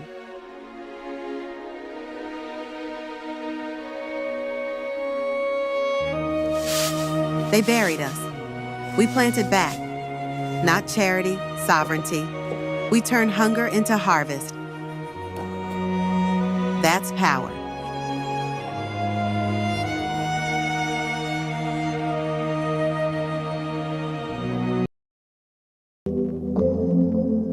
I used to think revolution meant fire and fists, but silence is louder. I need to speak at tonight's UNIA-ACL Zoom meeting, because if I don't, my nephew's gonna grow up thinking power lives outside our people. I wasn't raised on Garvey. I was raised on survival.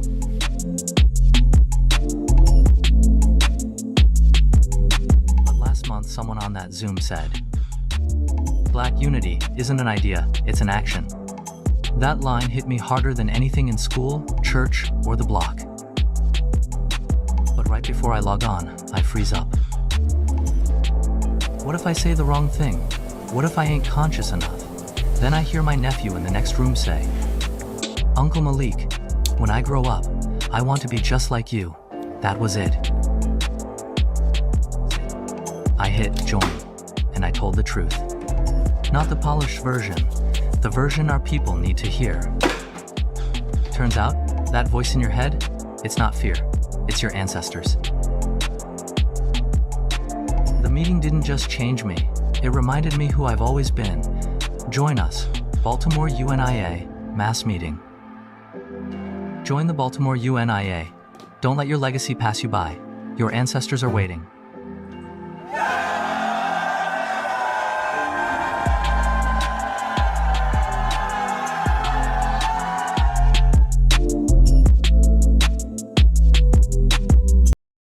Used to think nature was a lie.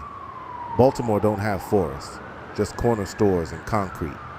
But then I heard UNIA hikes every Sunday. I thought, what if I just show up? I gotta reach that ridge before sundown, or miss the moment that's waking my whole spirit up. Bro, it's not just trees, it's legacy. Elders dropping Garvey wisdom while we climb, youth beating drums, sisters laughing under waterfalls. We see hawks, foxes, fire in the sky. City stress, gone. Every Sunday we reclaim the wild like it's our birthright. First time I touched river water, I cried. This ain't no hike, this is revival. Every step, we get louder. Every week, more of us come. This is Marcus Garvey's army in hiking boots. Black unity, in motion. Now I don't walk alone, I lead the line. Dwayne, UNIA. Follow for more and come hike with your people. Sundays, Baltimore. Marcus Garvey's UNIA.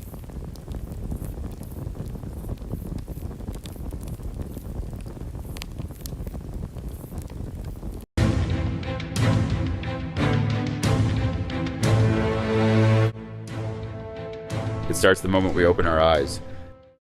We're born with emotion. Life shapes it. Challenges sharpen it. The world throws chaos at us, but we learn the patterns. We master the storm. We fall, but together, we rise. This isn't just fashion. It's armor. It's proof you've earned every piece of who you are. Emotional intelligence. Wear your evolution.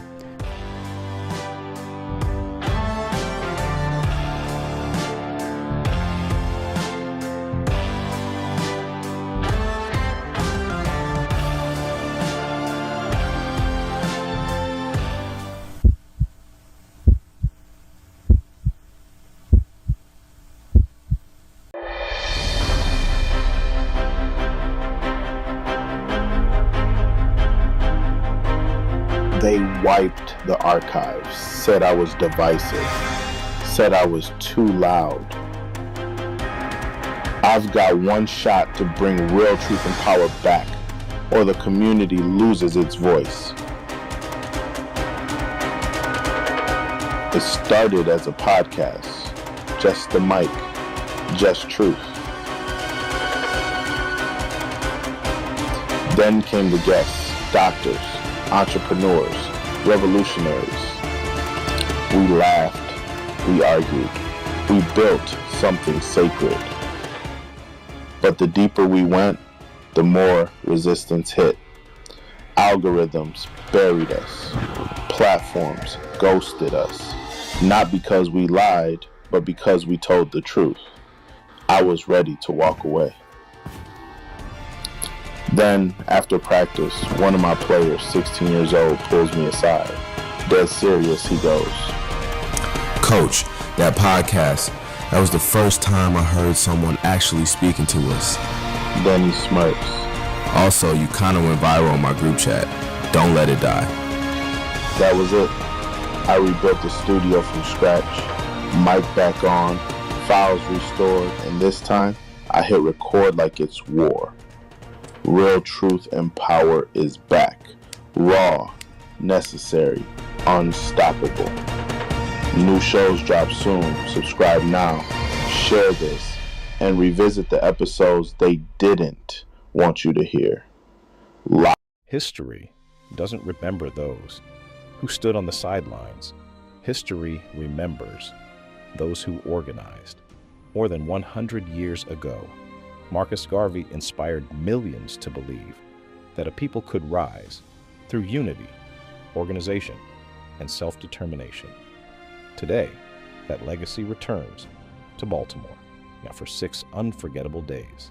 History, culture, education, and purpose come together. This is more than a convention. It is the continuation of a movement. Join President General Michael Duncan and Garveyites from around the world at the 68th UNIA-ACL International Convention, August 18th through August 23rd, Baltimore, Maryland. One God, one aim, one destiny.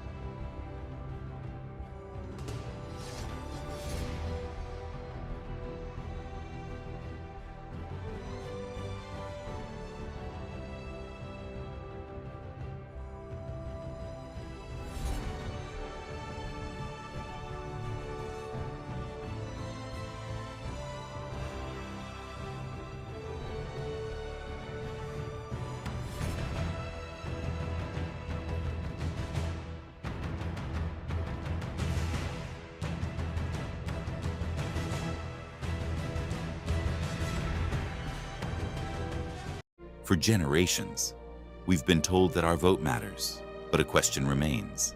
Has it consistently delivered the results our communities have been seeking?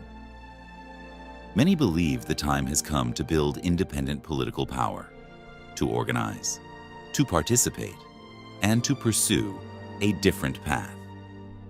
The Newsome Party says it's time to put Black communities first. The choice has always belonged to us. Our vote, our voice, our future. The Newsome Party. The next chapter begins with the people.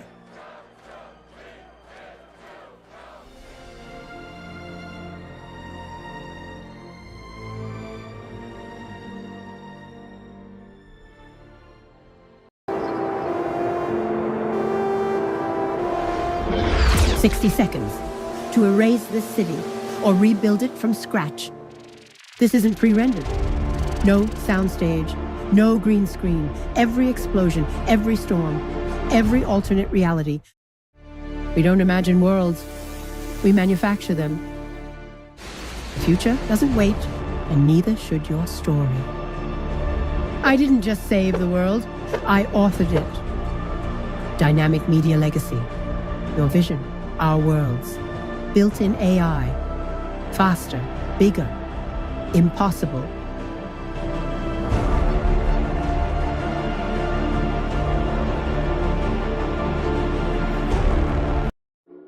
You think viral videos take days? Pixel's here to prove otherwise. No time. Everyone's watching. Your story has to pop. Every click counts. Every second spark a share. Boom! 100,000 views before lunch.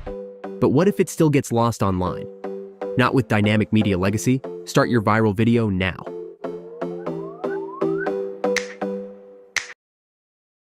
A boy dead on the street last week. Not from drugs, from violence. Nobody stand up, nobody move. Me got 6 weeks we build 100 man. Or Baltimore lose its soul. Back in the day, we protect we own. Now, enough talk, enough post. But Garvey, him leave with the blueprint. Stand up, uniform, discipline, unity. African Legion, it not dead. It a prophecy waiting for fulfill. Ma nearly walk away, tired, alone.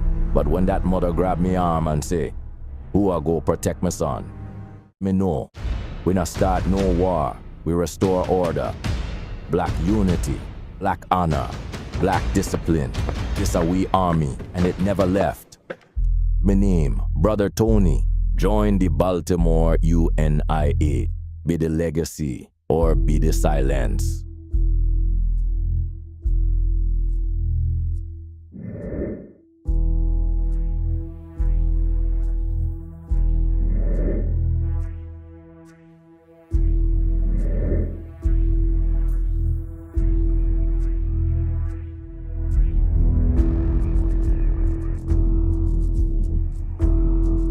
Baltimore don't sleep, we move.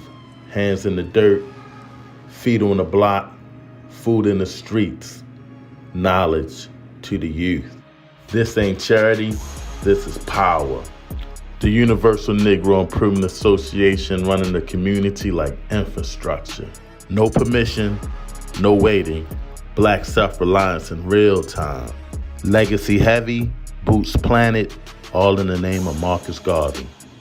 UNIA Baltimore Division 106, Barker Clark. We working.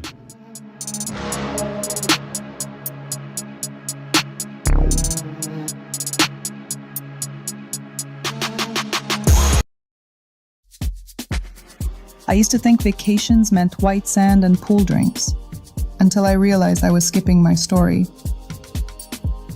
I've got 10 days to reconnect with my roots, or spend another year feeling like a tourist in my own identity.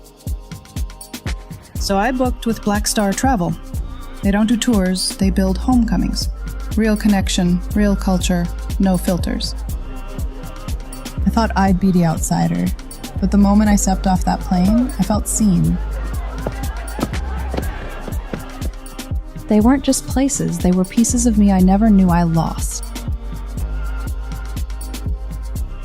Travel with purpose, travel with pride, travel with Black Star.